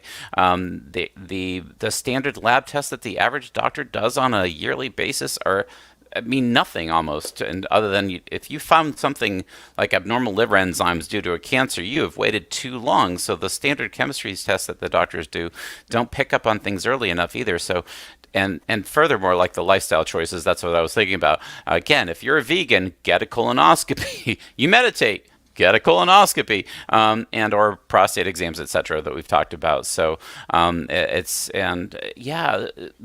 okay to develop a meaning behind what the cancer is, but too many people go into the guilt, blame, shame thing about lifestyle choices. Oh, this because I smoked when I was 20, or this is it, or I, ate too many red meat, which doesn't cause most of the colon cancers. So think about your healthy lifestyle choices. Of course, that's the best form of preventive medicine. Not necessarily screening tests, but get your screening tests anyways. Everybody, it's so important. Yeah. Oh yeah. Go ahead. Oh, sorry. So really quick. I know Christian has to leave here, not to interrupt anybody, but Christian, really quick, I want to thank you for stopping by. And Thank you. dropping in. Zach, I'm going to reach out to Stefan and give him just maybe I can reach out to you after that. Not that I have an idea, but I have something that might be, to discuss with you that may help with at least preparations and that sort of thing, if that's cool with you. Sure. Yeah. But Christian, Okay. I want to thank you very much for being here. Thank you, guys. and This is a hanging really with us. important discussion, man, and thank you for having it. And it's this is not comfortable for anybody, but it's important. So I think it's truly valuable. So thank you, everybody, for being brave enough to discuss things. So Thanks, Christian. Yeah, you got it. my God bless man. everyone. God bless you, Christian. All right, we'll speak soon. Bye. All right. And everybody, dying is also like childbirth. Everybody has their own personal experience. If you want to share something with Zach, not that Christian won't, but share something, just remember it's his process, and if he wants to accept it, great. But that's the biggest thing I've seen is that people are trying to tell that person what to do, and as compared to offering advice. And it sounds like Christian obviously is offering advice, but and because there are so many different ways of approaching what he's going through, but in the end, it's only advice if they ask you for it. And that otherwise you're just kind of preaching, and that's the toughest thing for a lot of people to learn, is that unless they ask for your advice, it's not advice. And so what he just did is say, hey, there's something I'm willing to offer you, are you interested? And then it becomes advice at that point. And they might choose to do things completely different than you in terms of this childbirth process and this dying process. And so a true compassionate listener, friend, lover, is going to give advice, and then once you tell them where you're at, then they support you in that decision. And that's a key part of this as well. And so anyways, that's enough of that. Yeah, that's enough of that. My wife had a question that I liked. Yeah. If you had a choice, would you have had a sudden, unexpected death, or Yeah. are you grateful for the time? Yeah. Okay. Yeah, good question. That's tricky to answer too, because if I had a quick sudden death, I wouldn't know that. Mm-hmm. So it's a hard question to answer. I will say that suffering through chemo and pain and all that stuff is not a picnic. It's not a walk on the beach. It's not. I would choose not to do that if I could. However, if that's the price to pay for being alive for a while longer, as long as my quality of life is relatively good, then I'm okay with doing it. It goes back to that discussion about chemotherapy. When do you stop that? Well, when it becomes a quality of life issue is the answer.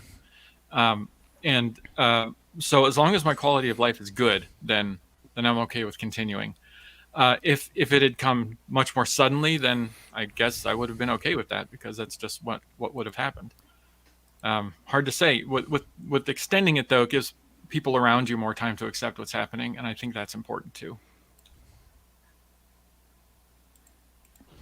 Yeah. Whew. All right, Dr. G. Hey. I'm going to let you guys talk for a second because I got a message for Zach, and I want to try to just came in right now, and I want to try to download it in here. So, Dr. Okay. G, control Corey. Get to There's those no questions controlling really Corey. quick. We all know that. I know. Zach, Yeah. bear with me 1 second. Sure. Yeah. What other questions do we have in here? Yeah, well, again, it was one of the questions of sudden death. I mean, obviously, we don't get to choose that answer. So Right. Yeah. it's one of those things where I think with your process, you can see this coming. It gives you a much different perspective than somebody who doesn't see it coming. And that is for certain. And it can make the fear overwhelm you. And the process you're going through is to make sure that you can hold the fear in a certain place because it's going to be there. We all, Zach, you've mentioned that, and but hopefully you can hold it in a certain place where it's not overwhelming. That's the key part. Yeah, and it is tricky to answer that question because you never know what's going to happen. But Yeah. I've been stumbling through this just like anybody. I'm learning as I go. Starting 2 years ago, this whole process, learning everything about it, and it took friends of mine contacting me, telling me to go talk to people about that are in end of life things for me to actually do it because I wasn't aware. And when I did that, it started helping immensely, and it's gotten me to this point where I'm accepting of it, and we're good to talk about it now. I don't know what Stefan's getting, but I do want to be a little cryptic. We did reach out to some people, and quite frankly, it was a lesson in how small we are in terms of show business. I think everybody liked the idea, but So before you go there, Corey, before you all go right, there, okay. before you go there, I do got a couple of messages for people out there that have the love for Zach. There's, you know what? Oive had a message that he reached out to one of his people out there. So let me get Oive while I'm trying to do my thing here. It just rolled in right now. So hold on a second, okay? Yeah, he doesn't want me to talk. That's true for most shows, actually. Yeah. But here you Oive- are, anyways. Hey, Zach. Yeah. It's probably too small to show on the screen, Oive, but you could read the message that you got there. Yeah, I can read it. All right. I got it right here. Zach, I talked to Peter Criss the other night. Can you hear me? Yeah. Yep. Okay. That's awesome. Talked to Peter Criss the other night and told him what was going on with you, and he sent this email. He said, "Hello, Zach. I just wanted to send some positive vibes and let you know that you were in my prayers during this difficult time in your life. I'm humbled by your courage and strength. I hope you keep the faith and enjoy each day with love and peace. I hear you were in a KISS tribute band and portrayed me in the band. Thank you. Yeah. It's always mind-blowing to learn who has enjoyed dressing up as Peter Criss, a.k.a. Catman. Ha, ha, ha. Yep. I have much respect for your family, and I do hope this brings you some comfort to know that we are all fighting this fight with you. God bless, Peter Criss." Oh, that's very nice of him. Thank you, Peter. Yeah, it was frankly dressing up as Catman was fun as hell, to be honest. It was great. So thanks a lot, Peter Criss, for that. That's very kind of you. Appreciate it. Yeah. Really quick, Peter also had his bout with breast cancer. For people who don't know that as well. Yeah. So, yeah. Oive, thank you for that. Very much for that. All righty. Oh, great. Oive. Everybody loves Oive. Thank you. Yeah. So while we're doing this, while we're trying to upload this for Zach too as well. Zach, man, you're brave to come on here. We're honored that you used this platform to come here and talk with the people. It's not easy. It's not easy for your family to probably watch this, for you to even talk about this, and it's like almost a therapy session. I mean, I bust chops with jokes and stuff. That's how I handle my issues. My grandparents, my family, they would handle their issues by whispering and not addressing the elephant in the room. It was like, ooh, don't talk about this. They just got a divorce down the block. People that live 3 blocks away, my family's whispering about them. We all grew up in these crazy homes.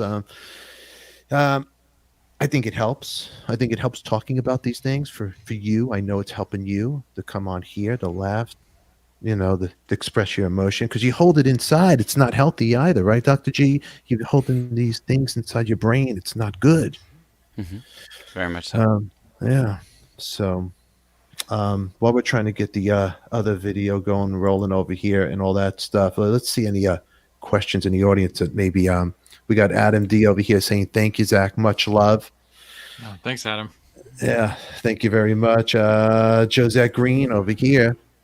If we could all hug each other, I'm sure we would. Yeah, if we could all hug each other without giving each other the plague. Yeah. Right. Zach, he could be funny. See, I Zach. like hugs. I do too. I I miss hugs. Hugs are good. That's been weird times for sure. Chris Pace, Chris Pace wrote right here, Zach, we're sorry about Corey. That could have been anybody. Oh my good, over here. Audrey, beautiful, all the way from Canada, sending virtual hugs to everyone. Very nice, Audrey. Thank you so much. Lee Stokes, big respect, Zach. Peace, brother. Thanks. And don't get scared of the mask, man. He has a big heart. The Colonel, we love you. Over there. Yeah. Zach really wants to get in bed with that man with that mask. Right, Zach? I love Hug me a him. luchador. Yeah. Are you a wrestling guy? Old school wrestling, Zach? Let me ask you. Into Not wrestling? so much. I just, Yeah. I'm peripherally aware of it. It's pretty cool. The old school. I like Zach, the luchador stuff.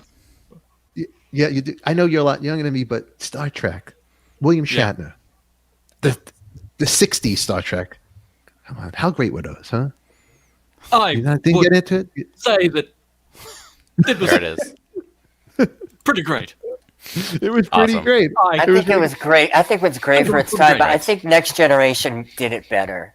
I don't I know think about I that. was pretty great. Yeah, I think he was pretty. But Star Trek 1979, when they made the movie, the first movie, that was the. Did you watch that one, Zach? Oh yeah, I've seen all those. Yeah, How, Oh yeah. I thought it was. I like it all. Fun. I just like science fiction in general, so I like all the Star Trek stuff. was Harry a science fiction guy? Did he like that stuff? That's a good question. I don't have a lot of good insight on that. I believe he was. I believe he did get into some sci-fi stuff. He wrote the Flying Saucer song. Yeah, that's right.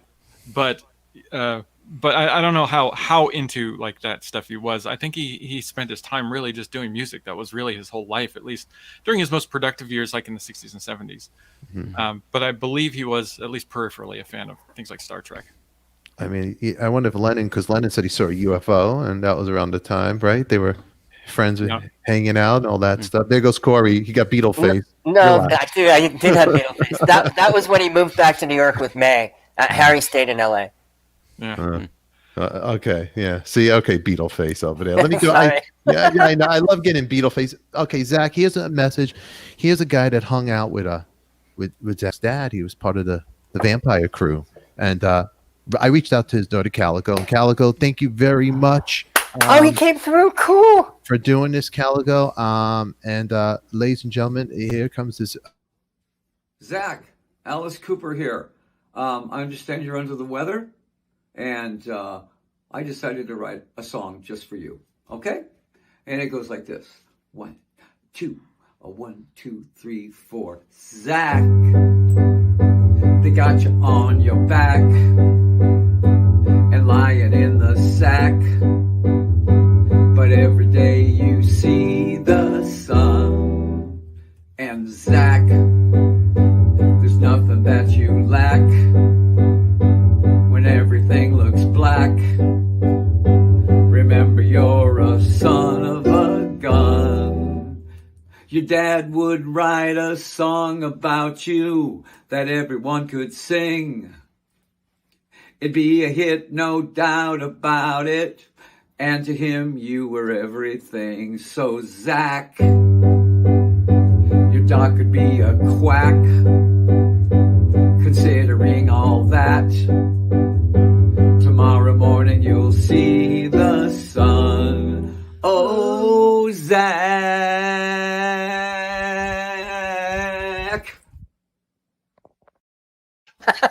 Awesome. That was pretty cool. Pretty Wow. Well, Very thanks cool. to whoever set that up. That was pretty awesome. cool. No, man. You know what, Zach? You're a blessing to be here, and you really taught us a lot. And Calico Cooper, Alice's daughter, set it all up. I reached out to her, and thank you, Calico. Thank you, Alice, for doing that very much. Thank you, God bless. Calico. That was amazing. Yeah, because Awesome. Alice Thank and you, my guys. dad were very good friends, and unfortunately, and I really mean this, I've never met Alice, and that is unfortunate because I've always wanted to. He's always seemed like the coolest guy ever. So I've always wanted to meet Alice. It just never happened for one reason or another. But thank you so much for that. That was really cool. Very He did cool. say in the song that there's nothing that I lack, and I would argue that the only thing I really lack is a functioning gastrointestinal tract. But other than that, spot on. And that rhymes too, tracked. Yeah. Track, that's track. Well, you never know. You never know when Alice might be calling you, Zach. So if that was the case, we thank Alice, thank Calico. This has been a heavy show. On that note, at this point, Zach, did we cover everything that you wanted to? There's still a lot, huh? A universe of things to talk about. So There's too I'll much. go as long as anyone wants to, and I don't want to take over the show, obviously. So You it can. ends when it ends, and that's fine. No. I just didn't know if anybody else had any other questions, or Okay. I'm still here, just hanging out, talking. Okay. It's all good. Okay. All right. If you have any more questions, this is the Zach Show. So please put it in there. Let's talk. Alrighty. Anything in there? And I'll be a producer over here. Dr. G. Corey, let's hang here. I'm gonna go over here and produce a little bit. Get on those questions. And people, give us thumbs up. Please share this out to everybody you know, because this story that Zach is explaining today to you all, it's really could help somebody. Alrighty. So thank you, Zach, for being here. Let me take it away, guys. Well, Zach, and you have to get this from me too. It's just you don't seem to quite get how much of a service you're providing by doing this, and I thank you so much, because there's so many of my patients who could hopefully even listen to the show and hear what you're having to say. And so that takes us to what are the things you want to share about this process that we haven't talked about, because Yeah, that's a good point. And there's so much, and you're right. I don't really. You as a doctor, I mean, that means a lot coming from you, because you see your patients and you know how much this needs to be talked about. So hearing that it's helping from an actual doctor means a lot. That's really good. As far as anything else I can talk about, I'm not sure. I mean, I'm willing to talk about the whole process. I just I don't know what people need to hear or what we haven't gone over already. What symptoms did I have? That's another good one. And I mentioned this earlier. It was really just gastrointestinal pain, and I didn't know why it was happening. So that's when I went to urgent care, and then they couldn't help me, so they sent me to the ER, and they did X-rays and CT scan, and finally found all the cancer. So that was really it, and it was already stage 4 at that point, and that's really the most scary thing about this process. Really, is that I had no idea. There's just nothing, no idea at all, and suddenly it was already stage 4, and it was just there. That's pretty scary. But that's why, like we were saying, get those colonoscopies, get checked out. Don't think it's only for other people. The other thing that goes along with that is it's not about how healthy you are, because like Dr. G was saying, you can be the healthiest person in the world and still get cancer. I was a healthy person. All my stats were great. In fact, I've had doctors tell me that I'm the healthiest person with cancer that they've ever seen. Because all my numbers come back great, because I don't drink and I don't smoke and I don't do drugs, and all my organs are in great shape. And even after the chemo beating on my organs, they're still fine. But I got cancer anyway. So don't assume that just because you're living a healthy lifestyle that you're not going to get cancer, because anybody can. And the symptoms can be almost anything. Oh, thanks, Barbara. Yeah. Alan Shipton wrote a biography on my dad. It's a pretty good book.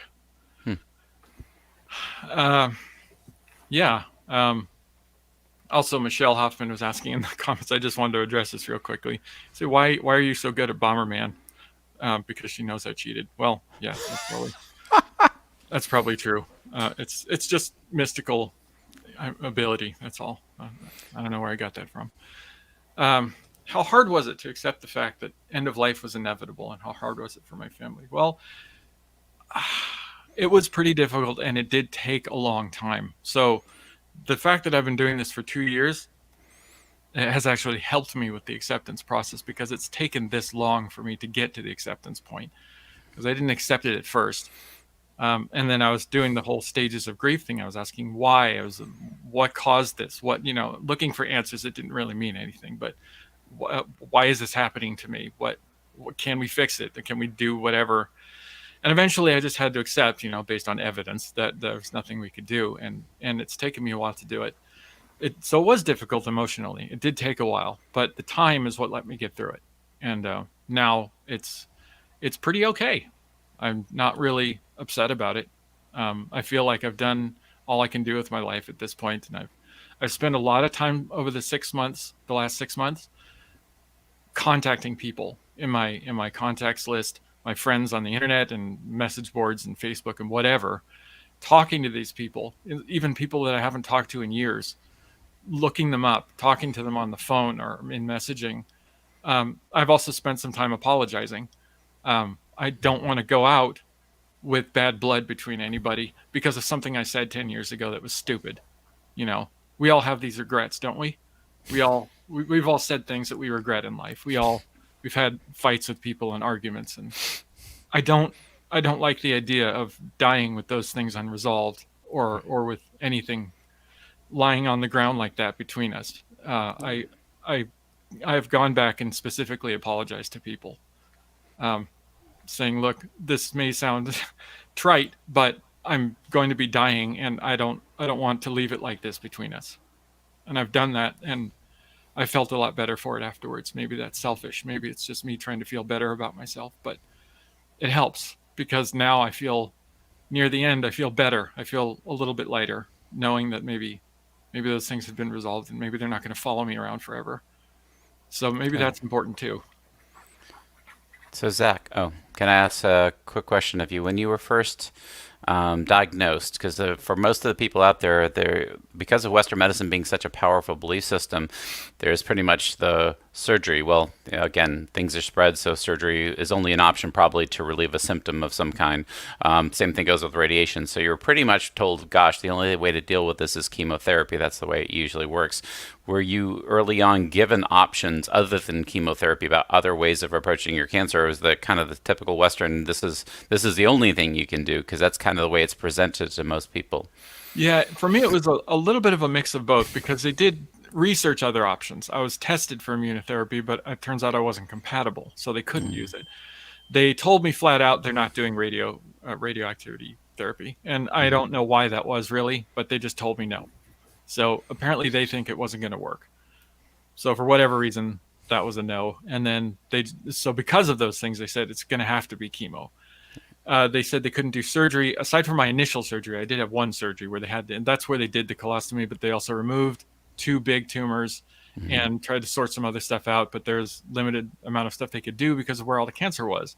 Right. It attaches to the walls of my stomach lining, and it's all attached to blood vessels. And they said they can't remove anything because you'll just bleed out if we do. So because of those things, they said chemotherapy really was the only option. And then I got second opinions from multiple different surgeons, including more recently a guy who is supposed to be one of the best surgeons in Southern California for rectocolon surgery. He works for USC, and he was actually really optimistic when I first saw him. He said there may be a couple things we can do that other doctors weren't willing to do. But then after I brought him my 2 years of medical records and he went through them all, plus my CT scans and everything, he came back and said, well, actually, no, we really can't. He offered to do a surgery if I really wanted it, and that would only be to sort of try to help fix my colostomy issues, but it would do nothing for the cancer. And it would do nothing for anything else, really. It was just try to maybe help solve these little issues. So I just said no. It's not worth, because that would involve recovery time. And gut surgery like that is extremely painful to recover from. I did it once. Not wanting to do it again, especially if I only have a few weeks left. I don't want to spend the rest of my time recovering from surgery. Right. Especially when it's not really fixing anything. So, correct. So that was it. Those are my options. And that's what I went with. Okay. I'm not sure if you believe in spirit guides or angels, but I do in a sort of, not in a non-specific way. I mean, there's things that we don't understand all around us. So I believe there's always the chance that there's somebody looking out for me or watching or trying to help me in some way. And that's sort of a comforting thought. Oh, thanks, Teresa. Yeah, I'm happy to do this, especially if it helps anybody. Yeah, sharing experiences. If it's actually helping anybody, then I'm glad I'm doing it, because that's really what it's about. This is really tough.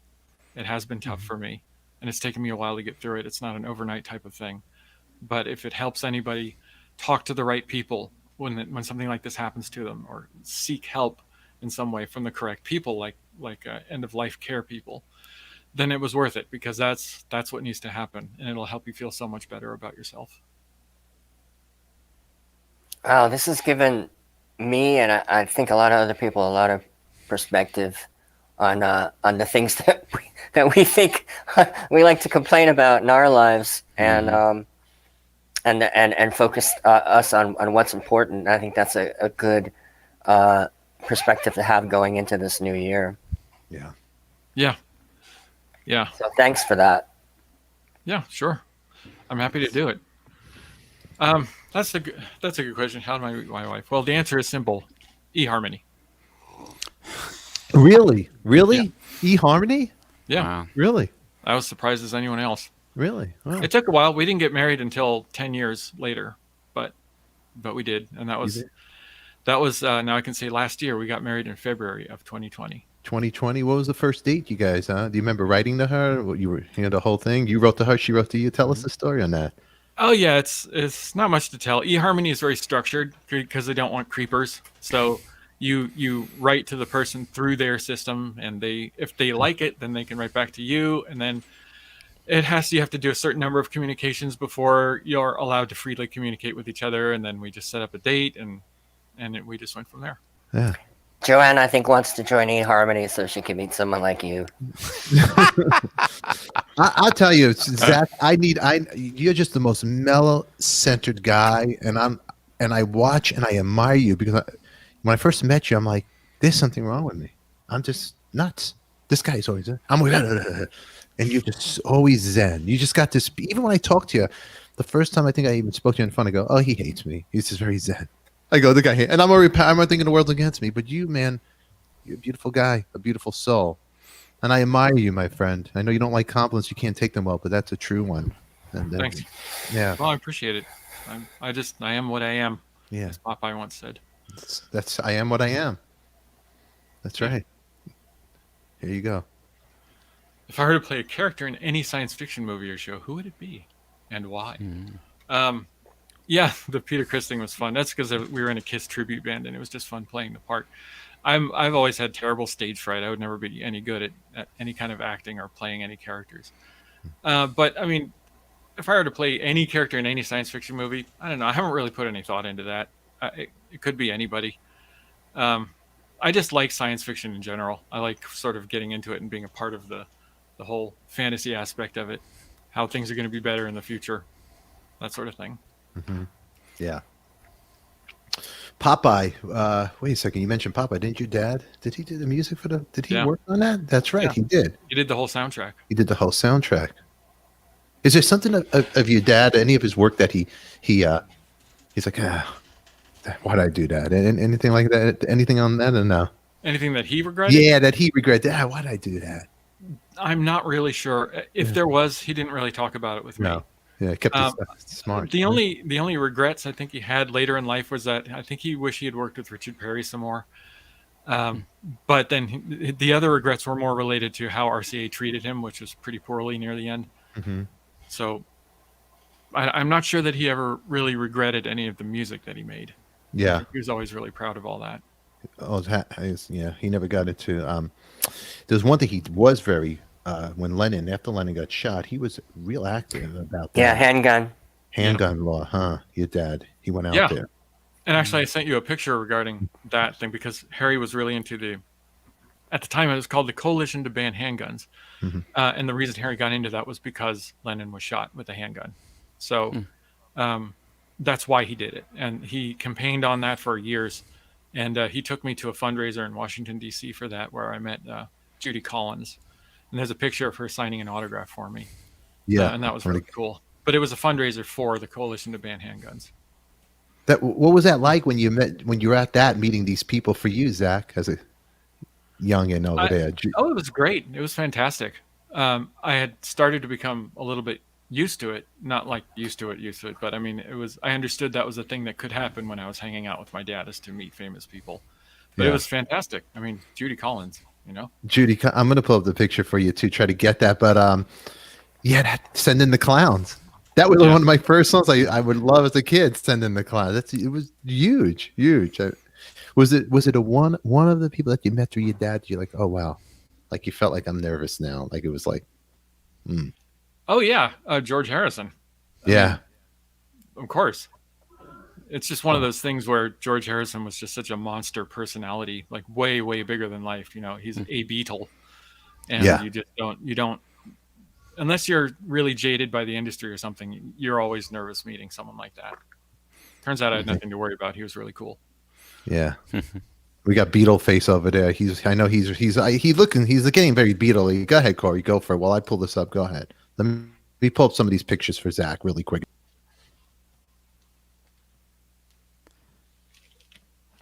All right. Yeah. Well, I mean, Corey's like meeting Ringo was kind He of the same muted thing. himself. All right. Oh, he's on mute. Yeah. That's a good all right. question. Let me just answer that real quickly. Do I think my dogs are aware of my condition? It's hard to tell because we're quarantined. So we've already been staying at home, for every day because we both work from home now. So it's hard to tell whether they know anything is different or not. I tend to think that they are aware that something's wrong because just little things. I know how I've had them for a while. I know their personalities and I can sort of see when they're acting a little bit differently. So I tend to think that they know something's wrong.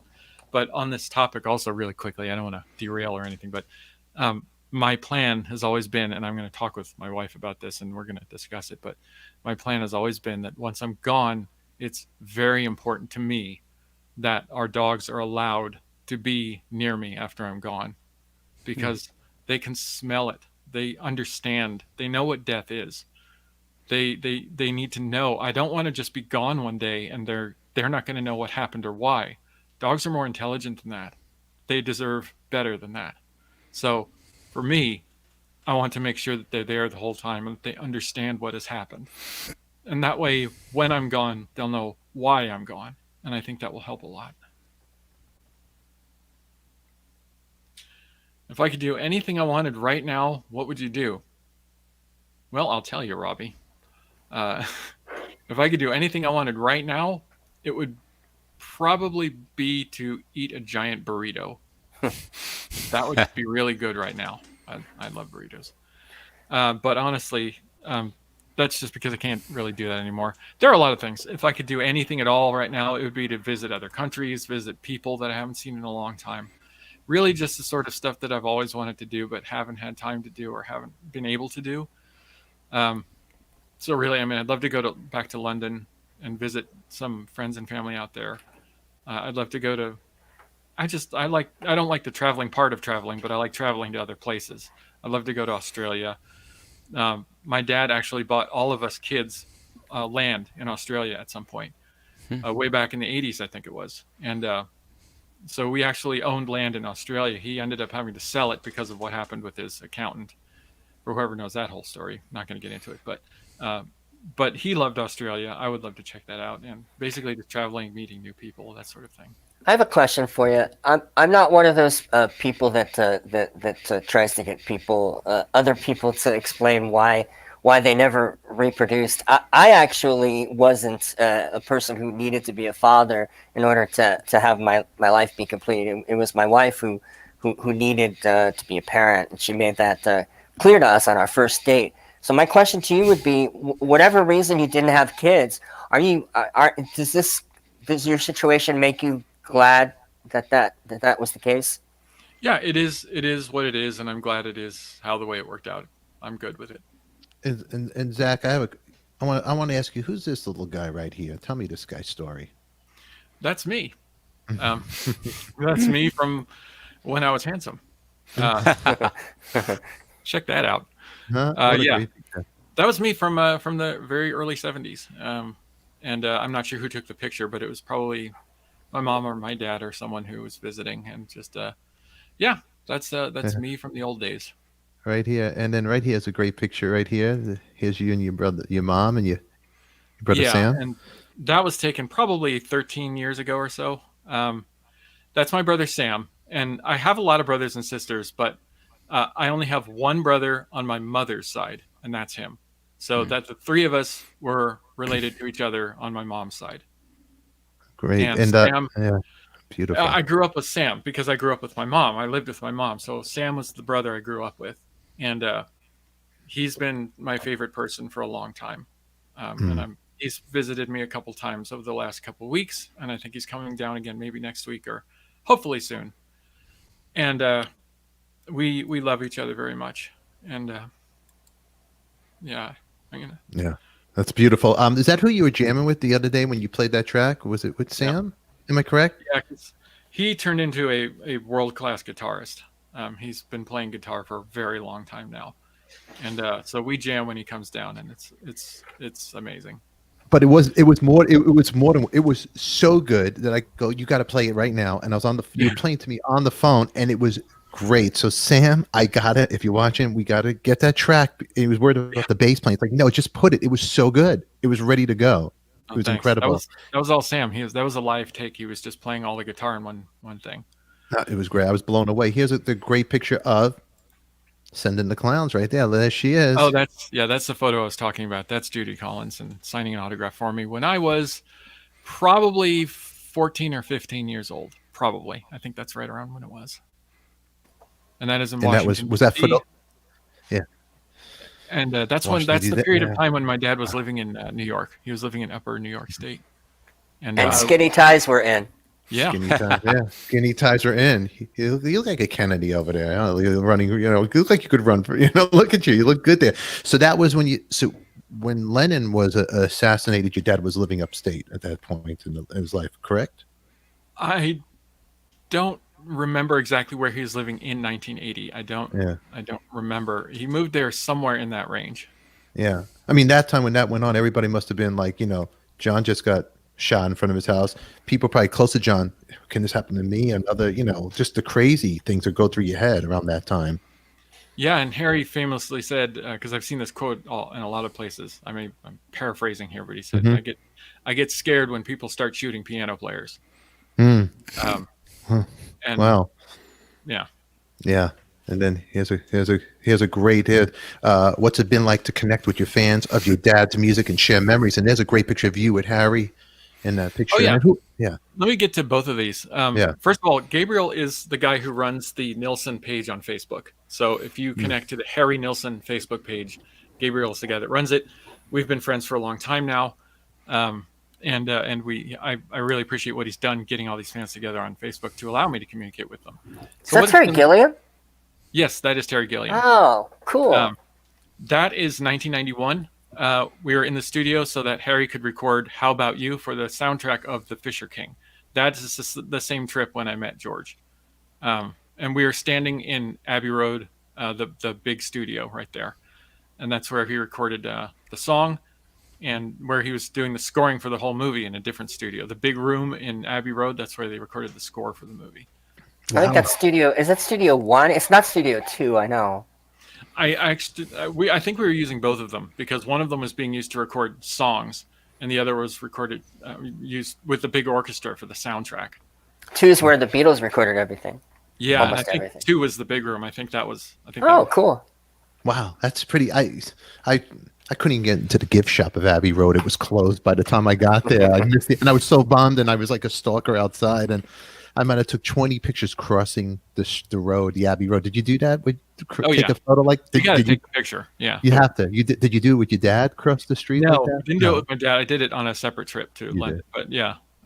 You got to take the picture. And there's pictures of me standing on the stairs outside Abbey Road. That's so cool. That's so cool. Was your dad, you and your dad, would he joke with you a lot? Would you guys like bust each other's chops? Yeah, all he did was, we joked. Yeah. Harry was all about the sense of humor. I'm hoping that's where I got it from. Yeah. That and being raised by Monty Python. I mean, it was, the humor was something that we always had whenever we talked. It was always the humor. It cracked me up, man. He would go out of his way to make me laugh. He just tried until he found something that made me laugh. And of course, when I was younger, 7, 8, 10. You know, it was pretty easy to make me laugh when you're a kid at that age. Yeah. I was a little harder when I got older and I was a little wiser and had some experience, but he would try. He tried as hard as he could to get me to laugh. And that was another one of the favorite memories I have with Harry, just in general. Would you guys see favorite comedies together, sit watch or whatever? I don't think we ever really watched any movies together, but we would talk about it. And, you know, Harry was friends with the Monty Python guys, and they really loved each other. And he was on stage for one of their live performances as a lumberjack, and they did the lumberjack song. Yeah. And somebody in the crowd recognized him, and he went to shake hands, and he fell off the stage and broke his wrist. Oh. I mean, but he was friends with the and if you look into Monty Python or if you go into my dad's biographies or something like that, they always mention each other in those things. He was just a friend of them. Yeah. And it was great, and I wish I could have met them during that time, but Yeah. I think I was a little too young. Right here's a question right here. Yeah. Oh yeah, I have a photo of you when you were about 2. Okay, yeah, put it on the Facebook page and we'll check it out. Yeah. Yep. Yeah. I've been hearing from a lot of my mom and dad's friends recently. I love the video you put out earlier to Ozzy's Dan. Oh, I don't know. I don't know who that's for, that one. Ozzy's Demon Alcohol. My mate, let's see this one. Here, like Zach. Oh. Got these coming in. Oh yeah. Oh, thanks. I'm not a brilliant drummer. I'm just an average, maybe somewhere between mediocre and average. And Phil Gould is also my favorite drummer. I was just gonna, ask you too. The 3 favorite drummers you have. Who are your 3 favorite? If you could pick 3. I'm not sure if I can recall all the names right off the top of my head like that. I'm pretty bad with recall.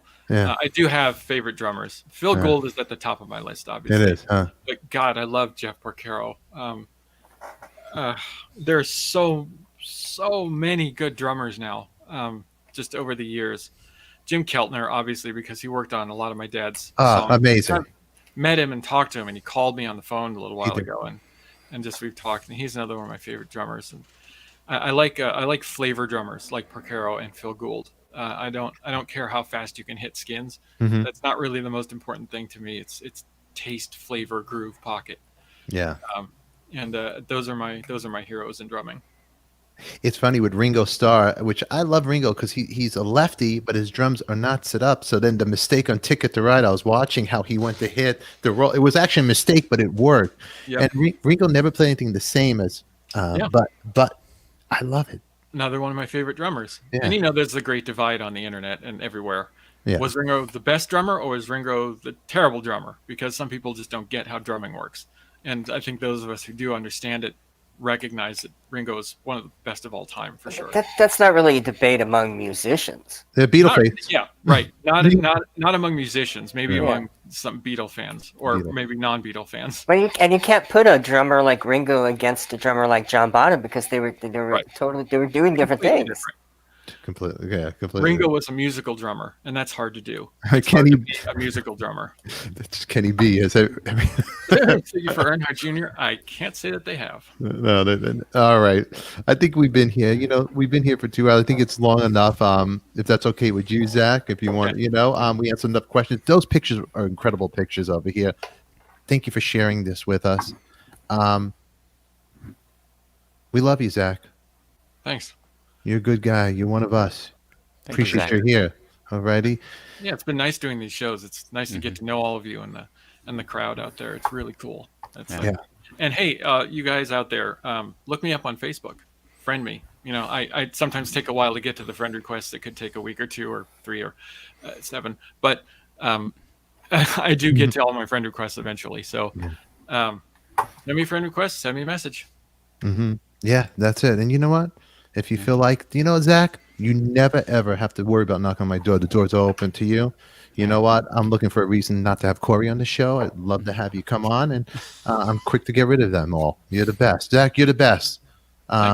We love you. I don't even know how to sign off on this one today. Yeah. But you know what? I think I'm going to let Zach say the goodbye to everybody, and then I'll go right into the credits. All righty? So, Zach, here you go, my man. Well, thanks, everybody, for showing up and listening. I appreciate it. I appreciate this sort of platform that ADIKA has given me to use for this discussion because, like we've been saying, Dr. G and I have been saying, it's important to have these discussions. It's important to understand what this entails, and that it's okay. This happens. Death is a part of life, and everyone is going to have to go through it eventually. The only thing we have control over, really, is, unless you're really unfortunate, is how it happens. And I hope that sort of in some way that we all have that control over our own end, because I've learned that it's really important to have that.